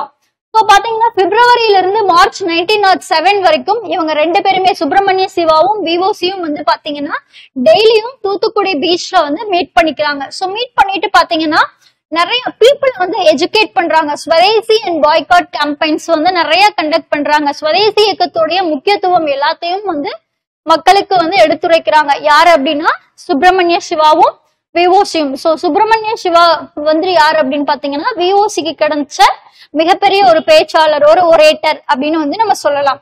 சோ இவங்க 2 பேருமே வந்து எதுக்காக ஒர்க் பண்ணுவாங்க அப்படின்னு பாத்தீங்கன்னா மில் ஒர்க்கர்ஸ், அங்க அந்த திருநெல்வேலி அண்ட் தூத்துக்குடி பகுதியில் இருக்கக்கூடிய மில் ஒர்க்கர்ஸ்க்கு நிறைய பிரச்சனைகளை வந்து ஃபேஸ் பண்ணுவாங்க. ஸோ அதை சரி செய்யறதுக்காக இவங்க வந்து ஒர்க் பண்ணுவாங்க. தூத்துக்குடி மற்றும் திருநெல்வேலியில் இருக்கக்கூடிய மில் ஒர்க்கர்ஸ்க்காக ஒர்க் பண்ணுவாங்க. ஸோ அடுத்தது பாத்தீங்கன்னா பிபின் சந்திரபால். ஸோ பிபின் சந்திரபால் வந்துட்டு ரிலீஸ் பண்ணுவாங்க. ஸோ அங்க என்ன ஆகும் அப்படின்னா ஸ்வதேசி இயக்கத்துல அவர் இருக்கிறதுனால அவரை அரெஸ்ட் பண்ணி அவரை ரிலீஸ் பண்ணுவாங்க. யாருன்னா பிபின் சந்திரபால. பிபின் சந்திரபால ரிலீஸ் பண்ற டேட்டை இங்க மெட்ராஸ்ல வந்து இவங்க ஸ்வராஜ்ய டே அப்படின்னு வந்து செலிப்ரேட் பண்றாங்க. அதாவது மெட்ராஸ் பிரசிடென்சில திருநெல்வேலியில வந்து ஸ்வராஜ்ய டே அப்படின்னு வந்து செலிப்ரேட் பண்ண போறாங்க. இதுக்கான பெர்மிஷனை வந்து கேக்குறப்ப அந்த பெர்மிஷன் வந்து அட்மினிஸ்ட்ரேஷன் கொடுக்காம ரெஃப்யூஸ் பண்ணிடுவாங்க. ஆனா இந்த பெர்மிஷன் கொடுக்காததையும் மீறி அவங்க என்ன பண்றாங்கன்னா பிபின் சந்திரபாலோட ரிலீஸ வந்துட்டு ஸ்வராஜ்ய டேன்னு திருநெல்வேலியில செலிப்ரேட் பண்றாங்க. ஸோ அவர் எப்ப ரிலீஸ் பண்ணிருப்பாங்கன்னா மார்ச் 9, 1907ல ரிலீஸ் பண்றாங்க. சோ அட்மினிஸ்ட்ரேஷன் வந்து அவங்க கம்பெனி வந்துட்டு இதுக்கு பெர்மிஷனும் தராதப்ப, அதாவது பிரிட்டிஷ் கம்பெனி வந்து இதுக்கு பெர்மிஷன் தராதப்ப அவங்க அதையும் மீறி இந்த டேவை செலிப்ரேட் பண்ணதுக்காக தான் விஓசி, சுப்பிரமணிய சிவா, பத்மநாப ஐயங்கார் இவங்க 3 பேர்த்துமே வந்துட்டு என்ன பண்ணிட்டாங்கன்னா அரெஸ்ட் பண்ணிட்டாங்க. ஸோ மார்ச் 12, 1908ல 3 பேர்த்தையும் அரெஸ்ட் பண்ணிட்டாங்க. ஏன்னா அவங்களோட பெர்மிஷனே இல்லாம அவங்க அந்த டேவை வந்து செலிப்ரேட் பண்ணதுனால. சோ இதுல அவங்களுக்கு என்ன பனிஷ்மெண்ட் கிடைக்கும்னா விஓ சிதம்பரனாருக்கு வந்து என்ன கிடைக்கும் அப்படின்னா 2 லைஃப் இம்ப்ரிசன்மெண்ட் வந்து இரட்டை ஆயுள் தண்டனை வந்து கொடுக்கப்படுது. சுப்பிரமணிய சிவாக்கு வந்து 10 வருஷம் தண்டனை வந்து கொடுக்கப்படுது. சோ அந்த காலகட்டத்துல பாத்தீங்கன்னா பாண்டிச்சேரி அப்படிங்கிறது ஒரு சேஃபான ஹெவனா தான் இருக்கும் ஆல் ரெவல்யூஷனரிஸ்க்கு. எல்லா ரெவல்யூஷனரிக்குமே வந்து சேஃபான பிளேஸா என்ன இருக்கும் அப்படின்னு பாத்தீங்கன்னா பாண்டிச்சேரி தான். சோ பாண்டிச்சேரி அப்படிங்கிறது ஒரு பாதுகாப்பான ஏரியா. சோ இங்க இருந்து போற மக்கள் எல்லாமே அங்க இருந்து நிறைய வந்து சீக்ரெட்டான விஷயங்கள் எல்லாமே வந்து பாண்டிச்சேரியில வந்து பண்ணிருப்பாங்க. முக்கியமா பாரதி எல்லாம் வந்து பாத்தீங்கன்னா பாண்டிச்சேரியில இருந்துதான் நிறைய நியூஸ் பேப்பர்ஸ் வந்து பப்ளிஷ் பண்ணுவாரு, மேகசின்ஸ் எல்லாம் பப்ளிஷ் பண்ணி மக்களிடையே ஒரு சுதந்திர எழுச்சியை வந்து கொண்டு வந்திருப்பாரு. சோ அப்ப வந்து Pondicherry, so safe heaven for revolutionaries அப்படின்னா என்ன பிளேஸ்னா பாண்டிச்சேரி தான். ரெவல்யூஷனரிஸ் எல்லாத்துக்குமே வந்துட்டு எங்க வந்து ட்ரெயின் பண்ணுவாங்க அப்படின்னா லண்டன்லயும் பாரிஸ்லயும் அவங்களுக்கான ட்ரைனிங் வந்து கொடுப்பாங்க. ஸோ ஃபர்ஸ்ட் இந்த ரெவல்யூஷனரிஸ்னா யாருன்னு பாத்தீங்கன்னா ஃபர்ஸ்ட் இந்த எம்என்ஏ மெட்ராஸ் மகாஜன சபால எல்லாம் பாத்தீங்கன்னா அவங்க பெட்டிஷன் மேல பெட்டிஷன்ஸ் போட்டுட்டு இருப்பாங்க. சோ என்னென்ன தனக்கு தேவைகளோ என்னென்ன குறைகள் இருக்கோ அதை வந்து பிரிட்டிஷ் பார்லிமெண்ட் கிட்ட பெட்டிஷன் போட்டு கேட்டுட்டு இருப்பாங்க. ஆனா இந்த ரெவல்யூஷனரிஸ் பாத்தீங்கன்னா அதுக்கு அப்படியே ஆப்போசிட்டான பீப்புள். ஸோ இவங்க என்ன அப்படின்னா பெட்டிஷன் போட்டாலாம் தன்னுடைய தேவைகள் வந்து நிறைவேறாது, ஆயுதத்தை வந்து கையில் எடுக்கணும், பிரிட்டிஷ் ஆபீசர்ஸ் எல்லாமே வந்து கொல்லப்படணும், அவங்களை கொல்லணும், அவங்களை வந்து அழிக்கணும் அப்படிங்கிற இதுல வந்துட்டு யார் வராங்கன்னா ரெவல்யூஷனரிஸ் வந்து வராங்க. இந்த ரெவல்யூஷனிஸ்ட்ல வந்து முக்கியமானவங்க யாரு அப்படின்னு பாத்தீங்கன்னா எம்பிடி ஆச்சாரியா, வி சுப்பிரமணியனார், TSS ராஜன் அப்படிங்கிறவங்கள முக்கியமான ரெவல்யூஷனரிஸ். இந்த ரெவல்யூஷனரிக்கு சப்போர்ட் பண்ண முக்கியமான பேப்பர்ஸ், சிக்னிபிகண்டான பேப்பர்ஸ் என்னன்னு பாத்தீங்கன்னா இந்தியா, விஜயா, சூரியோதயா. சோ இது எல்லாமே எங்கிருந்து வந்திருக்கும் அப்படின்னா பாண்டிச்சேரியில இருந்து தான் வெளியே வரும். சோ பாரதியாருடைய போயம்ஸ் எல்லாமே என்ன பண்ணி வச்சிருப்பாங்க, பேன் பண்ணி வச்சிருப்பாங்க அந்த டைம்ல. So Aurobindo Ghosh and V Subramanianar in 1910. So 1910ல அரவிந்த கோஷும் விவிஎஸும் உள்ள வராங்க. சோ அது வந்து பாத்தீங்கன்னா கிட்டத்தட்ட ஃபர்ஸ்ட் வேர்ல்டு வார் வரைக்கும் அவங்க என்னெல்லாம் பண்ணாங்க அப்படிங்கிற விஷயம் தான் வந்து அடுத்து வருது. சோ இதுல முக்கியமான விஷயம் என்னன்னு பாத்தீங்கன்னா ஆஷோடைய மர்டர். சோ இந்த ஆஷோட மர்டர் அப்படிங்கிறது என்னன்னா 1904ல நீலகண்ட பிரம்மச்சாரி, வாவேசு ஐயர் அதர்ஸ் ஸ்டார்ட் பாரத மாதா அசோசியேஷன். அதாவது இந்த பாரத மாதா சங்கத்தை வந்து யார் உருவாக்குறாங்க அப்படின்னு பாத்தீங்கன்னா நீலகண்ட பிரம்மச்சாரி. இந்த நீலகண்ட பிரம்மச்சாரி உருவாக்குனது என்ன, பாரத மாதா அசோசியேஷன். சோ நல்லா நம்ம வச்சுக்கணும், இந்த பாரத மாதா அசோசியேஷன் எதுக்காக உருவாக்கப்பட்டது அப்படின்னாவே இந்த பிரிட்டிஷ் அபிஷியல்ஸ் கொள்றதுக்காகவும் ரெவல்யூஷனரிஸ்க்கு எல்லாம் ட்ரெயின் பண்றதுக்காகவும் உருவாக்கப்பட்டதா வந்து பாத்தீங்கன்னா இந்த பாரத மாதா சங்கமே. சோ எப்ப அப்படின்னா 1904ல யார் ஸ்டார்ட் பண்ணிருப்பாங்கன்னா நீலகண்ட பிரம்மச்சாரி தான் வந்து ஸ்டார்ட் பண்ணிருப்பாரு. சோ இதோடைய அப்ஜெக்டிவ் நான் ஆல்ரெடி சொன்ன மாதிரி என்ன அப்படின்னா to kill the British officials. British officials எல்லாமே வந்து கில் பண்ணணும் அப்படிங்கறத முக்கியமான நோக்கமா வந்து வச்சிருப்பாங்க.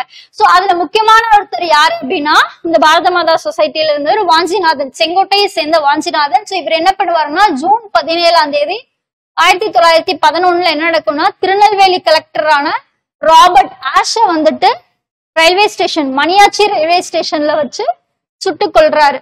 இவங்களோட அப்ஜெக்டிவ் என்ன, பிரிட்டிஷ் அபிஷியல்ஸ் கொல்லணும். அது ஒரு பகுதியா தான் வந்து பாத்தீங்கன்னா செங்கோட்டையை சேர்ந்த வாஞ்சிநாதன் என்ன பண்றாருன்னா திருநெல்வேலி கலெக்டரான ராபர்ட் ஆஷ மணியாச்சி ரயில்வே ஸ்டேஷன்ல வச்சு சுட்டு கொண்டுட்டு தானுமே வந்து சுட்டுட்டு செத்துருவாரு. அடுத்தது இவருக்கு யார் வந்து ட்ரைனிங், இந்த ரிவால்வர் யூஸ் பண்றதுக்கான ட்ரைனிங் வந்து இவருக்கு யார் கொடுத்திருப்பாங்க அப்படின்னு பாத்தீங்கன்னா விவிஎஸ் சுப்பிரமணியனார் தான் வந்து பாண்டிச்சேரியில வச்சு இவங்களுக்கான ட்ரைனிங் எல்லாத்தையுமே வந்து கொடுத்திருப்பாரு. சோ அடுத்து வந்து பாத்தீங்கன்னா இந்த கொஸ்டின் இது வந்து லாஸ்ட் இயர் கொஸ்டின்ல கேட்டது. இந்த கொஸ்டின் என்ன அப்படின்னு பாத்தீங்கன்னா இங்க வந்து வாஞ்சிநாதன் ஆஃப் செங்கோட்டையை சேர்ந்த வாஞ்சிநாதன் திருநெல்வேலி கலெக்டரான ராபர்ட் ஆஷ கொன்னப்ப இங்கிலாந்துல அரசரா யார் இருந்திருப்பாங்க அப்படின்னு வந்து கேட்டிருப்பாங்க. சோ யார் அப்படின்னா ஜார்ஜ் 5. சோ ஜார்ஜ் 5 தான் வந்து அந்த பீரியட்ல இருந்திருக்காங்க. சோ இது ஒரு ஓல்டு கொஸ்டின். ஓகே, அடுத்து நம்மளோட சுதந்திர போராட்டத்துல முக்கியமான பங்காற்றிருப்பாரு யாரு, பாரதியார். சோ தன்னுடைய கவிதைகள் மூலமா வந்து பங்காற்றிருப்பாரு. சோ அப்ப அவரை பத்தி நம்ம கண்டிப்பா பார்க்கணும். சோ அவரை பத்தி வந்து பாத்தீங்கன்னா அவருடைய ஹிஸ்டரி எடுத்துக்கிட்டோம்னா 11th டிசம்பர் 1882ல பிறந்திருப்பாரு, செப்டம்பர் 11 1921 வரைக்கும் பிறந்திருப்பாரு. திருநெல்வேலியில எட்டயபுரத்துல வந்து பிறந்திருப்பாரு. சின்னசுவாமி மற்றும் லட்சுமி அம்மாள் பாரதியாருடைய பேரண்ட்ஸ். தன்னுடைய 7வது வயசுல போயம்ஸ் எழுத ஸ்டார்ட் பண்ணிருப்பாரு. அடுத்து பாத்தீங்கன்னா தன்னோட 11வது வயதுல எட்டயபுரம் தர்பார்ல வந்துட்டு எஜுகேஷன் அப்படிங்கிற டாபிக்ல வந்து விவாதம் நடந்திருக்கும். அதுல வந்து அவர் ஜெயிச்சிருப்பாரு. சோ அப்பதான் அவருக்கு என்ன பட்டம் கொடுக்கப்படும் அப்படின்னா பாரதி அப்படிங்கிற பட்டம் வந்து கொடுக்கப்படுது. எட்டயபுரம் சுப்பையா வந்து என்னவா கன்வெர்ட் ஆகுறாரு அப்படின்னா பாரதி அப்படின்னு கன்வெர்ட் ஆகுறாரு. எத்தனை வயசுல, 11 வயசுல. 7வது வயசுல போயம் எழுத ஆரம்பிச்சிருப்பாரு. சோ எந்த டாபிக்ல அந்த டிபேட் நடந்திருக்கும் அப்படின்னா எஜுகேஷன் அப்படிங்கிற டாபிக்ல டிபேட் நடந்திருக்கும். சோ அடுத்து பாத்தீங்கன்னா ஜூன் 1897ல தன்னோட 15வது வயதுல வந்து செல்லம்மாள் அப்படிங்கிறவரை வந்து கல்யாணம் பண்ணிக்கிறாங்க. அதுக்கப்புறம் பாத்தீங்கன்னா இவர் வந்து பெனாரஸ், காசி இல்லைன்னா வாரணாசின்னு சொல்லக்கூடிய இடத்துக்கு வாரணாசிக்கு வந்து ஷிஃப்ட் ஆகி போறாரு. சோ அங்க வந்து பாத்தீங்கன்னா இவர் டோட்டலா 2 இயர்ஸ் வந்து வாரணாசியில ஸ்பெண்ட் பண்ணுவாரு. சோ அங்க யார் கூட இருப்பாரு அப்படின்னா குப்பம்மாள் அண்ட் கிருஷ்ண சிவன் அப்படிங்கிறவர் கூட தான் வந்துட்டு அவரு இருக்காரு.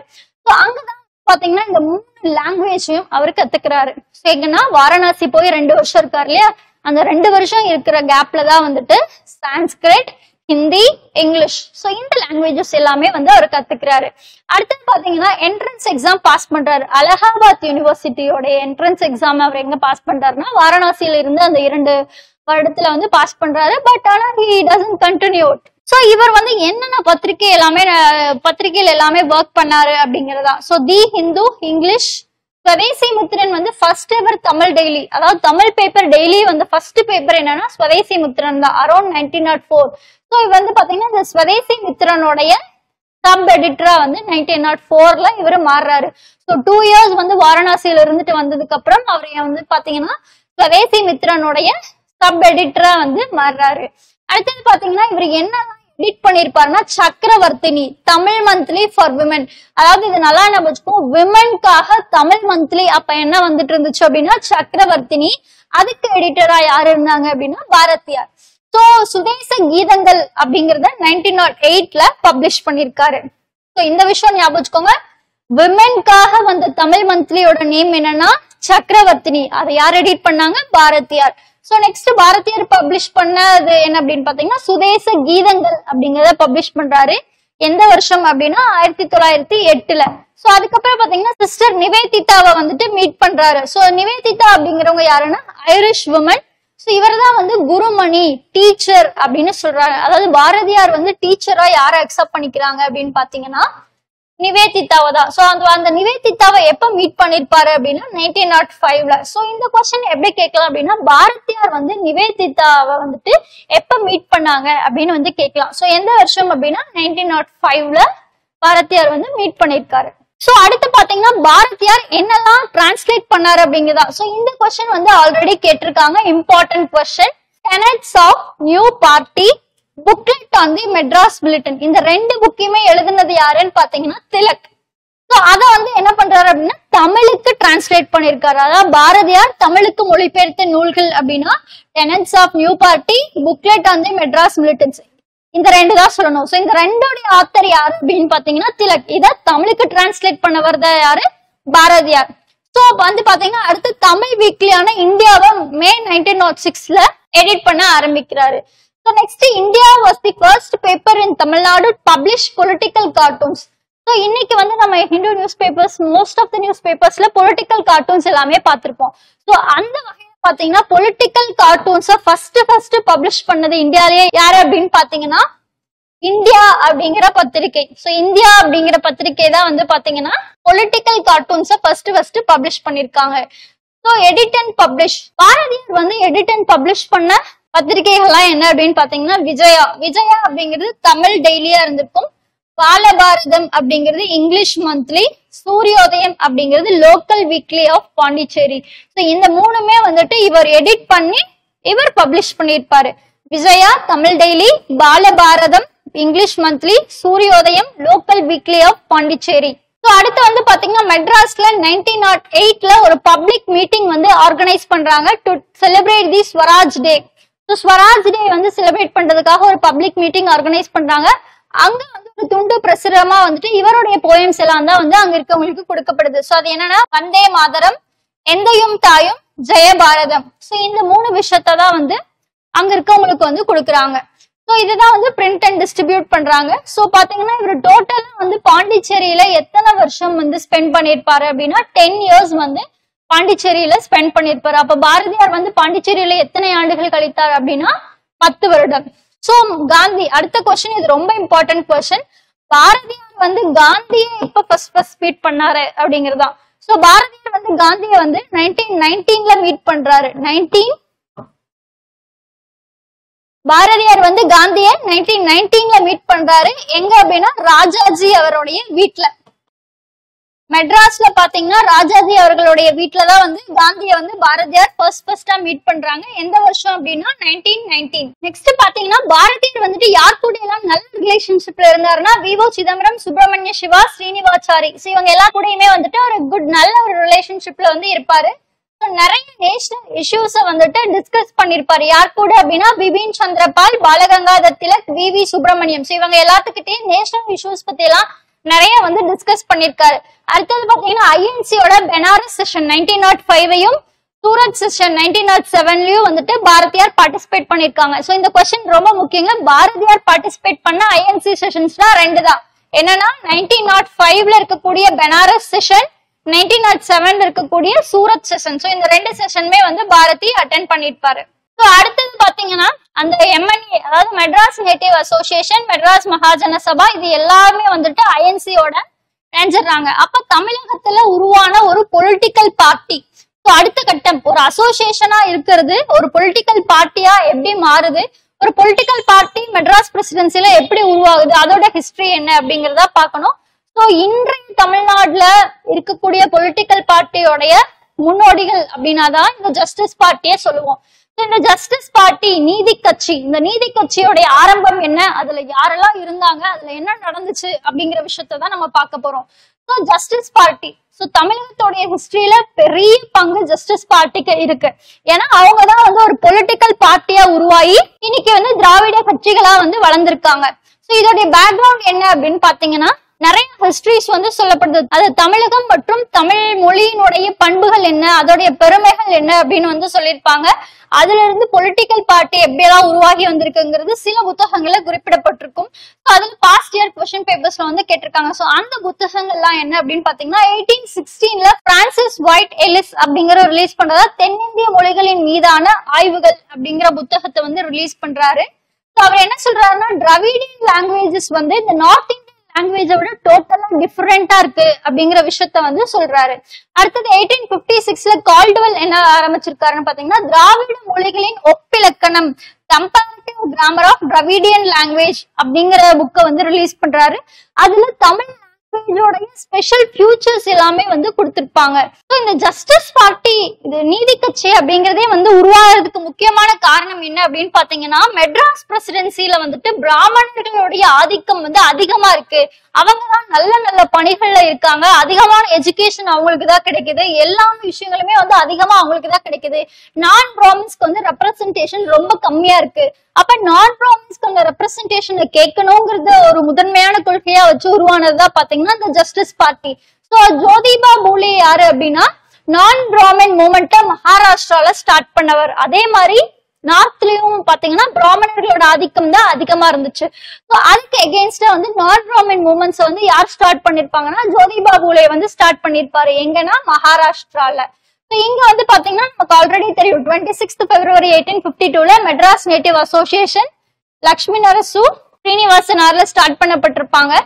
சோ அதுக்கப்புறம் பாத்தீங்கன்னா 1882ல திராவிடர் கழகம் அப்படிங்கறத அயோத்திதாச பண்டிதர் வந்து ஸ்டார்ட் பண்ணிருப்பாரு. இது எல்லாமே எதுக்காக பாக்குறோம் அப்படின்னா இந்த ஜஸ்டிஸ் பார்ட்டி உருவாகிறதுக்கு முன்னாடியே எந்த மாதிரியான அமைப்புகள் எல்லாமே இருந்துச்சுங்க, என்ன அசோசியேஷன்ஸ் எல்லாம் தமிழகத்துல இருந்துச்சு அப்படிங்கிறதுக்காக தான். திராவிடர் கழகம் 1882ல ஸ்டார்ட் ஆகுது. அயோத்திதாசன் பண்டிதர் அண்ட் ஜான் திரவியம், சோ இவங்க 2 பேர் சேர்ந்துதான் வந்து இதை ஸ்டார்ட் பண்றாங்க, அயோத்திதாச பண்டிதர் மற்றும் ஜான் திரவியம்.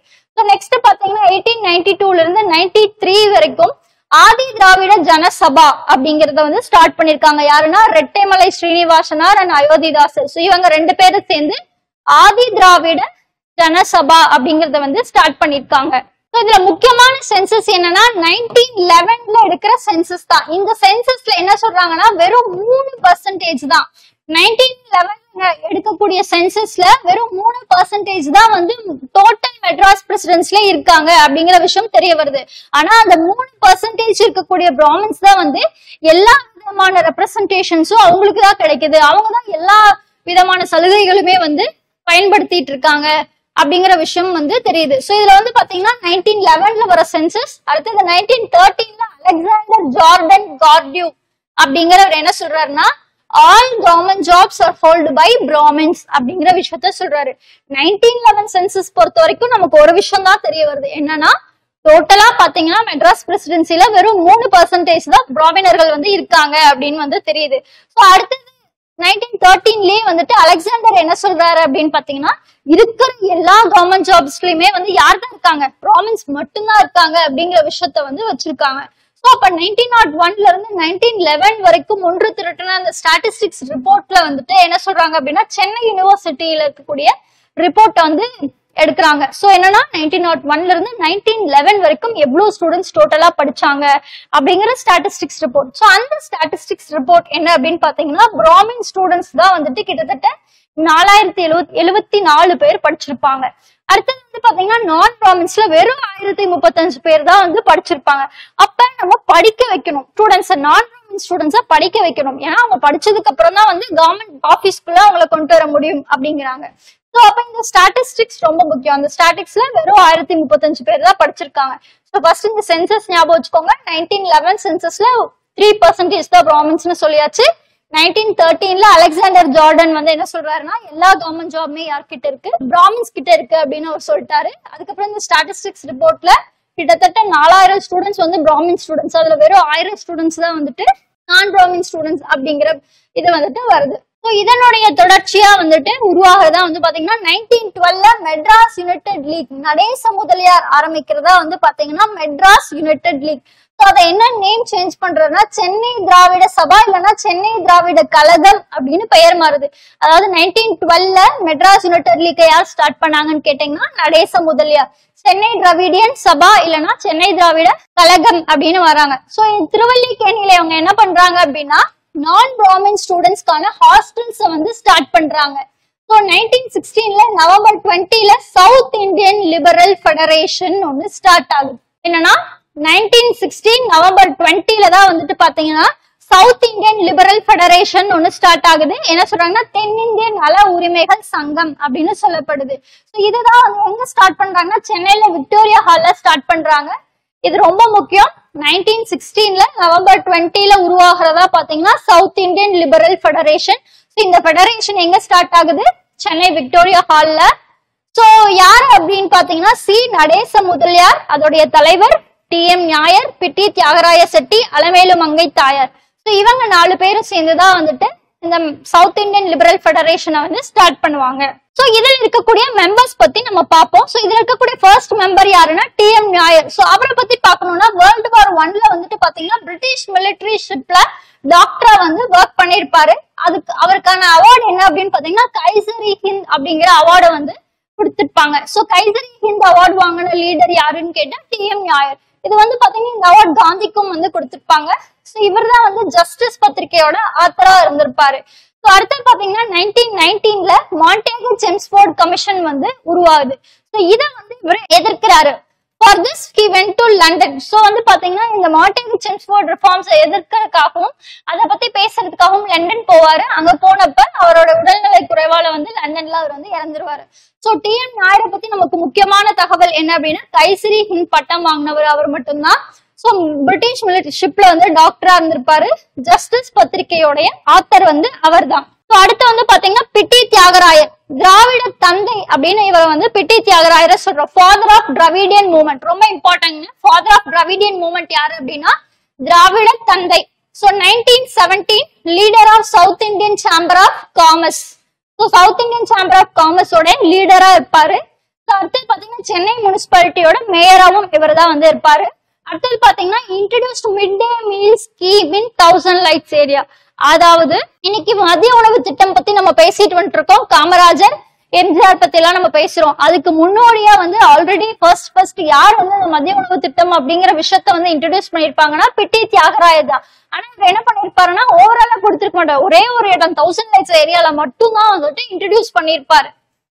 நெக்ஸ்ட் பாத்தீங்கன்னா நான் பிராமின் மேனிஃபெஸ்டோ. 1916ல நான் பிராமின் மேனிஃபெஸ்டோவை வந்து ரிலீஸ் பண்ணது யாரு அப்படின்னா பிட்டி தியாகராயர் தான். அடுத்த இம்பார்ட்டன்ட் பர்சன் யாருன்னா நடேச முதலியார். சோ இந்த நடேச முதலியார் யாருன்னா 1912ல மெட்ராஸ் யுனைடெட் லீக் ஸ்டார்ட் பண்ணவரா இருப்பாரு. ஹாஸ்டல் நான் பிராமின் ஸ்டூடெண்ட்ஸ்க்கு நிறைய ஹாஸ்டல்ஸ் வந்து ஸ்டார்ட் பண்ணவரா வந்து நடேச முதலியார் இருப்பாரு. அடுத்தது பாத்தீங்கன்னா no communal representation, no tax. So communal representation எங்களுக்கு தரலைன்னா நாங்க டாக்ஸ் வந்து கட்ட மாட்டோம் அப்படிங்கிற ஸ்டேட்மெண்ட்டை கொடுத்தவர் யாரு அப்படின்னா நடேச முதலியார். ஸோ இந்த கொஸ்டின் வந்து ஆல்ரெடி கேட்டிருக்காங்க. No communal representation, no tax. So இந்த ஸ்டேட்மெண்ட்டை யார் சொன்னாங்க அப்படின்னு வந்து கேட்டிருந்தாங்க. சோ யாருன்னு பாத்தீங்கன்னா நடேச முதலியார். சோ இவங்க ஆரம்பிக்கிற ஒரு நியூஸ் பேப்பர் தான் வந்து பாத்தீங்கன்னா ஜஸ்டிஸ். ஓகேவா 26th February 1917 இருந்து ஜஸ்டிஸ் நியூஸ் பேப்பர் வந்து வருது. ஸோ டிஎம் நாயர் தான் வந்து பாத்தீங்கன்னா இதோடைய ஃபர்ஸ்ட் எடிட்டரா வந்து இருக்காரு. ஸோ இந்த சவுத் இந்தியன் லிபரேஷன் வந்து கொடுக்கக்கூடிய பேப்பர்ஸ், அவங்க ரிலீஸ் பண்ண பேப்பர்ஸ், பப்ளிஷ் பண்ண பேப்பர்ஸ் எல்லாம் என்ன அப்படின்னு பாத்தீங்கன்னா ஜஸ்டிஸ், இங்கிலீஷ்ல வந்து ஜஸ்டிஸ் அப்படிங்கிற பேப்பரும், தமிழ்ல டிராவிடியன் அப்படிங்கிற பேப்பரும், தெலுங்குல ஆந்திர பிரகாஷிகா அப்படிங்கிற பேப்பரையும் வந்துட்டு இந்த சவுத் இந்தியன் லிபரேஷன் வந்து இன்ட்ரடியூஸ் பண்ணிருப்பாங்க. சோ அதுல பாத்தீங்கன்னா இந்த சவுத் இந்தியன் லிபரேஷன் அப்படிங்கிற நேம் இந்த ஜஸ்டிஸ் பத்திரிகையின் படி பாத்தீங்கன்னா ஜஸ்டிஸ் பார்ட்டி அப்படின்னு மாறுது. சோ இத ஜஸ்டிஸ் பேப்பர், அந்த பேப்பரோட நேம் வச்சுட்டு தன்னுடைய பார்ட்டியை வந்து சவுத் இந்தியன் லிபரல் ஃபெடரேஷன் என்னவா மாத்துறாங்க அப்படின்னா ஜஸ்டிஸ் பார்ட்டி அப்படின்னு மாத்துறாங்க. அதாவது சவுத் இந்தியன் லிபரல் ஃபெடரேஷன் என்னவா மாறுது அப்படின்னா ஜஸ்டிஸ் பார்ட்டி, நீதி கட்சி அப்படின்னு பெயர் மாற்றம் அடையுது. அடுத்தது பாத்தீங்கன்னா தியாகராயர் அதோட ஃபர்ஸ்ட் பிரசிடென்ட், ஜஸ்டிஸ் பார்ட்டியோட ஃபர்ஸ்ட் பிரசிடென்டா யார் இருக்காரு? தியாகராயர் வந்து இருக்காரு. சோ என்ன பீரியட் அப்படின்னு பாத்தீங்கன்னா 1917 இருந்து 1925 அவருடைய டெத் வரைக்குமே வந்து அவர் தான் இருக்காரு. அப்ப நம்ம ஜஸ்டிஸ் பார்ட்டியோட ஃபர்ஸ்ட் பிரசிடென்ட் அப்படின்னு கேட்டா யார சொல்லணும்? தியாகராயரை வந்து சொல்லணும். சோ நெக்ஸ்ட் பாத்தீங்கன்னா 1919ல கவர்மெண்ட் ஆஃப் இந்தியா ஆக்ட் வந்து ஒண்ணு வருது. சோ இன்ஸ்டெட் ஆஃப் அட்டானமி கொடுக்கறதுக்கு பதிலா அவங்க என்ன பண்ணுவாங்கன்னா ப்ரொவின்ஷியல் டயார்கி வந்து கொடுப்பாங்க. அதாவது இரட்டை ஆட்சி முறை வந்து 1919 கவர்மெண்ட் ஆஃப் இந்தியா ஆக்ட்ல இன்ட்ரடியூஸ் பண்றாங்க. அதாவது கவர்மெண்ட் ஆஃப் இந்தியா 1919ல இரட்டை ஆட்சி முறை வந்து இன்ட்ரடியூஸ் ஆகுது. இந்த இரட்டை ஆட்சி முறை யார் எதிர்ப்பாங்க அப்படின்னா இந்திய தேசிய காங்கிரஸ் வந்து எதிர்க்கிறாங்க. அப்ப வந்து அவங்க எலெக்ஷன்ல ப்ரொடெஸ்ட் பண்றாங்க, எலெக்ஷன்ல வந்து நிக்கல. சோ அப்ப அவங்க எலெக்ஷன்ல நிக்கல அப்படிங்கிறப்ப இப்ப யார் அந்த எலெக்ஷன்ல நிக்கிறாங்க அப்படின்னா மெட்ராஸ் பிரசிடென்சில நம்ம ஜஸ்டிஸ் பார்ட்டி வந்து நிக்கிறாங்க. சோ நின்னு அவங்க வந்து வின் பண்றாங்க. 1919 இந்த ஆக்ட் படி இரட்டை ஆட்சி முறை வந்து வருது. அப்ப நமக்கு கேட்பாங்க எப்படின்னா இரட்டை ஆட்சி முறை எந்த ஆக்ட் படி வந்துச்சு அப்படின்னா 1919 கவர்மெண்ட் ஆஃப் இந்தியா ஆக்ட். ஓகேவா? சோ அதன்படி 1920ல ப்ரொவின்சியல் எலெக்ஷன் நடக்குது. அதுக்கு வந்து காங்கிரஸ் ப்ரொடெஸ்ட் பண்றாங்க. ஏன்னா அவங்க அப்ப நான் கோஆபரேஷன் மூவ்மெண்ட், ஒத்துழையாமை இயக்கத்துல இருக்காங்க. சோ அப்ப அவங்க பார்ட்டிசிபேட் பண்ணல. ஆட்டோமேட்டிக்கா என்னன்னா ஜஸ்டிஸ் பார்ட்டி அதுல வந்து கண்டெஸ்ட் பண்ணி வின் பண்றாங்க. சோ அப்ப ஜஸ்டிஸ் பார்ட்டி வின் பண்ணதுக்கு அப்புறம் அவங்களுடைய தலைமையில வந்து நடக்குது. சோ இவங்க பாத்தீங்கன்னா எலெக்ஷன் வந்து பாத்தீங்கன்னா 3 years once வந்துட்டு நடந்துட்டே இருக்கும். சோ டோட்டலா பாத்தீங்கன்னா இந்த ஜஸ்டிஸ் பார்ட்டில எத்தனை சீஃப் மினிஸ்டர்ஸ் இருந்தாங்க, அவங்களோட பீரியட் என்ன அப்படிங்கிற லிஸ்ட் வந்து நான் கொடுத்திருக்கேன். இதை ஜஸ்ட் வந்து ஸ்லோ பண்ணி ரெஃபர் பண்ணிக்கோங்க. சோ இதுல என்ன கேட்கலாம் அப்படின்னு பாத்தீங்கன்னா ஏதாவது ஒரு பீரியட கொடுத்துட்டு அப்ப யார் வந்து சீஃப் மினிஸ்டரா இருந்தாங்க அப்படின்னு வந்து கேட்கலாம். இல்ல அப்படின்னா அந்த பேரை கொடுத்துட்டு அவங்க எந்த இயர்ல இருந்தாங்க அப்படின்னு வந்து கேட்கலாம். 1920ல இருந்து சுப்பராயலு ரெட்டியா, சோ 1923ல ராஜா ஆஃப் பனகல் ராமராய நிங்கர் அப்படின்னு சொல்றோம். 1926ல சுப்பராயன் சுயேட்சையா வந்து இவர் வந்திருப்பாரு. நெக்ஸ்ட் 1930ல முனுசாமி நாயுடு, 1932ல பொப்பலி ராஜான்னு சொல்லக்கூடிய ராமகிருஷ்ண ரங்கா ராவ், 1934ல பொப்பலி ராஜா, 1936ல பிடி ராஜன், இவர் ஒரு 4 மாசம் மட்டும் இருந்திருப்பாரு. 1937ல கேவி ரெட்டி. இதை மட்டும் ஜஸ்ட் நோட் பண்ணி வச்சுக்கோங்க. அடுத்து பாத்தீங்கன்னா 1935ல 1919 ஆக்ட்ல இரட்டை ஆட்சி முறை வருது. அடுத்தது பாத்தீங்கன்னா 1935 கவர்மெண்ட் ஆஃப் இந்தியா ஆக்ட்ல ப்ரொவின்சியல் அட்டானமி வந்து கொடுத்துடுறாங்க. அதாவது மாகாணங்களின் சுயாட்சி வந்து கொடுக்கப்படுது. அப்ப 1937ல எலெக்ஷன் வருது. சோ இந்த எலெக்ஷன்ல என்ன அப்படின்னா நான் கோஆபரேஷன் மூவ்மெண்ட்ல இந்த காங்கிரஸ் வந்து அதை இது பண்ணிட்டு வந்து எலெக்ஷன்ல நிக்கிறாங்க. சோ எலெக்ஷன் வந்து காங்கிரஸ் வந்து வின் பண்ணிடுவாங்க. அப்ப ஜஸ்டிஸ் பார்ட்டி இதோட வந்து முடிவுக்கு வந்துடும், ஃபெயில் ஆயிடும். சோ காங்கிரஸ் வந்து ஜெயிச்சு ராஜாஜி வந்து காங்கிரஸோடைய சீஃப் மினிஸ்டரா வந்து மெட்ராஸ் பிரசிடென்சில வராரு. சோ அடுத்து பாத்தீங்கன்னா இந்த வீடியோல நம்ம ஜஸ்டிஸ் பார்ட்டியோட அச்சீவ்மெண்ட்ஸ் என்ன அப்படிங்கறத பார்த்துட்டு அதோட வந்து இந்த வீடியோவை முடிச்சுக்கலாம். சோ ஜஸ்டிஸ் பார்ட்டி முக்கியமா என்னென்ன சட்டங்கள் எல்லாம் இயற்றி இருக்காங்க, அவங்க செஞ்ச முக்கியமான விஷயங்கள் என்ன அப்படிங்கறது நம்ம பார்க்கணும். அதோட அச்சீவ்மெண்ட்ஸ் ஆஃப் ஜஸ்டிஸ் பார்ட்டிங்கிறது ரொம்ப முக்கியங்க. அதுல ஃபர்ஸ்ட் பாத்தீங்கன்னா 1920ல Madras town planning act, Madras நகர திட்டமிடல் சட்டம் அப்படிங்கிறது இவங்க பீரியட்ல வந்திருக்கும். அதே 1920ல மெட்ராஸ் பஞ்சாயத் ஆக்ட் அப்படிங்கிறது வந்திருக்கும். அடுத்தது பாத்தீங்கன்னா ஃப்ரீ எஜுகேஷன் ஆக்ட், அடுத்தது மதிய உணவு திட்டம். சோ இந்த ரெண்டுமே வந்துட்டு ஜஸ்டிஸ் பார்ட்டியோட பீரியட்ல தான் வந்து ஸ்டார்ட் பண்ணிருப்பாங்க. சோ நெக்ஸ்ட் வந்து பாத்தீங்கன்னா 1921ல இருந்து 22 வரைக்கும் பாத்தீங்கன்னா கம்யூனல் ஜிஓஸ் வந்து வகுப்புவாத ஜிஓக்கள் வந்து நடைமுறைப்படுத்தப்பட்டிருக்கும், அறிமுகப்படுத்தி நடைமுறைப்படுத்திருப்பாங்க. எப்பன்னா கம்யூனல் ஜிஓனாவே 21, 22ல. சோ 21 பாத்தீங்கன்னா ரொம்ப இம்பார்ட்டன்டான வருஷங்க. voting rights வந்து women கொடுத்திருப்பாங்க. voting rights to women act, அதாவது ஃபர்ஸ்ட் ப்ராவின்ஸ் இன் இந்தியா. ஒட்டுமொத்த இந்தியாலேயே பாத்தீங்கன்னா முதல் ப்ராவின்ஸ் எதுனா மெட்ராஸ் ப்ராவின்ஸ் தான் விமன்ஸ்க்கு வந்து ஓட்டிங் ரைட்ஸ் கொடுத்தது. பெண்களுக்கு ஓட்டுரிமை கொடுத்த முதல் ப்ராவின்ஸ் யாரு அப்படின்னா நம்மளுடைய மெட்ராஸ் ப்ராவின்ஸ் தான். சோ எப்ப அப்படின்னு பாத்தீங்கன்னா 1921ல அதுக்கான சட்டம் இயற்றப்படுது. சோ நெக்ஸ்ட் பாத்தீங்கன்னா 1923ல ஹாஸ்டல் ஃபார் நான் பிராமின் ஸ்டூடெண்ட்ஸ்க்கு ஹாஸ்டல்ஸ் எடுத்தாங்க. சோ நெக்ஸ்ட் ரொம்ப இம்பார்ட்டன்ட் 1924ல தான் ஸ்டாஃப் செலக்ஷன் போர்டு, அதாவது இன்னைக்கு நம்ம எக்ஸாம்ஸ் எழுதிட்டு இருக்கோம் இல்லையா டிஎன்பிஎஸ்சி, சோ அதோடைய அமைப்பு தான். சோ அது எப்படி உருவாச்சு அப்படிங்கிறதா ஃபர்ஸ்ட் வந்து 1924ல ஸ்டாஃப் செலக்ஷன் போர்டு அப்படின்னு இருக்கு. பப்ளிக் சர்வீஸ் கமிஷன் அது எப்ப மாத்துறாங்கன்னா 1929ல, அதாவது நல்லா ஞாபகம் வச்சுக்கோங்க 1924 அப்படின்னு வந்துட்டு ஸ்டாஃப் செலக்ஷன் போர்டுன்னு இருக்கு. அத 1929ல பப்ளிக் சர்வீஸ் கமிஷன் அப்படின்னு மாத்துறாங்க. 1924ல ஸ்டாஃப் செலக்ஷன் போர்டு, அத வந்து 1929ல பப்ளிக் சர்வீஸ் கமிஷன் மாத்துறாங்க. அதுதான் இன்னைக்கு இருக்கக்கூடிய டிஎன்பிஎஸ்சி. இந்த ஓட்டிங் ரைட்ஸும் 1924 ரொம்ப இம்பார்ட்டன்ட். 1926 என்னன்னா Hindu religious charitable and endowment act. So இந்த ஆக்ட் வந்து 1926ல ஜஸ்டிஸ் பார்ட்டி கொண்டு வந்திருக்காங்க. ஸோ அடுத்து பாத்தீங்கன்னா 1926ல முத்துலட்சுமி ரெட்டி வந்து மெம்பர் ஆஃப் லெஜிஸ்லேட்டிவ் கவுன்சிலா வந்து செலக்ட் பண்ணிருப்பாங்க. ஸோ ஃபர்ஸ்ட் விமன் லெஜிஸ்லேட்டிவ் கவுன்சிலா வந்து எந்த வருஷம் வந்திருக்காங்கன்னா 1926ல தான். யாரோட பீரியட்ல? ஜஸ்டிஸ் பார்ட்டியோட பீரியட்ல. அடுத்து பாத்தீங்கன்னா 1926ல ஆந்திரா யூனிவர்சிட்டியை உருவாக்குறாங்க. எங்கன்னா விசாகப்பட்டினம்ல. நெக்ஸ்ட் பாத்தீங்கன்னா 1929ல அண்ணாமலை யூனிவர்சிட்டி வந்து சிவஞானம் பிள்ளை குழுவோட பரிந்துரையின் பேர்ல வருது. அப்ப இந்த ரெண்டு யூனிவர்சிட்டியோட இயரும் நம்ம ஞாபகம் வச்சுக்கணுங்க. 1926ல ஆந்திரா யூனிவர்சிட்டி விசாகப்பட்டினத்திலையும் 1929ல அண்ணாமலை யூனிவர்சிட்டியும் வந்து உருவாக்கப்படுது. இது வந்து பாத்தீங்கன்னா ஆல்ரெடி கேட்ட கொஸ்டின்ஸ். எந்த இயர்ல மேட்ச் தி ஃபாலோயிங் மாதிரி வந்து கேட்டிருந்தாங்க.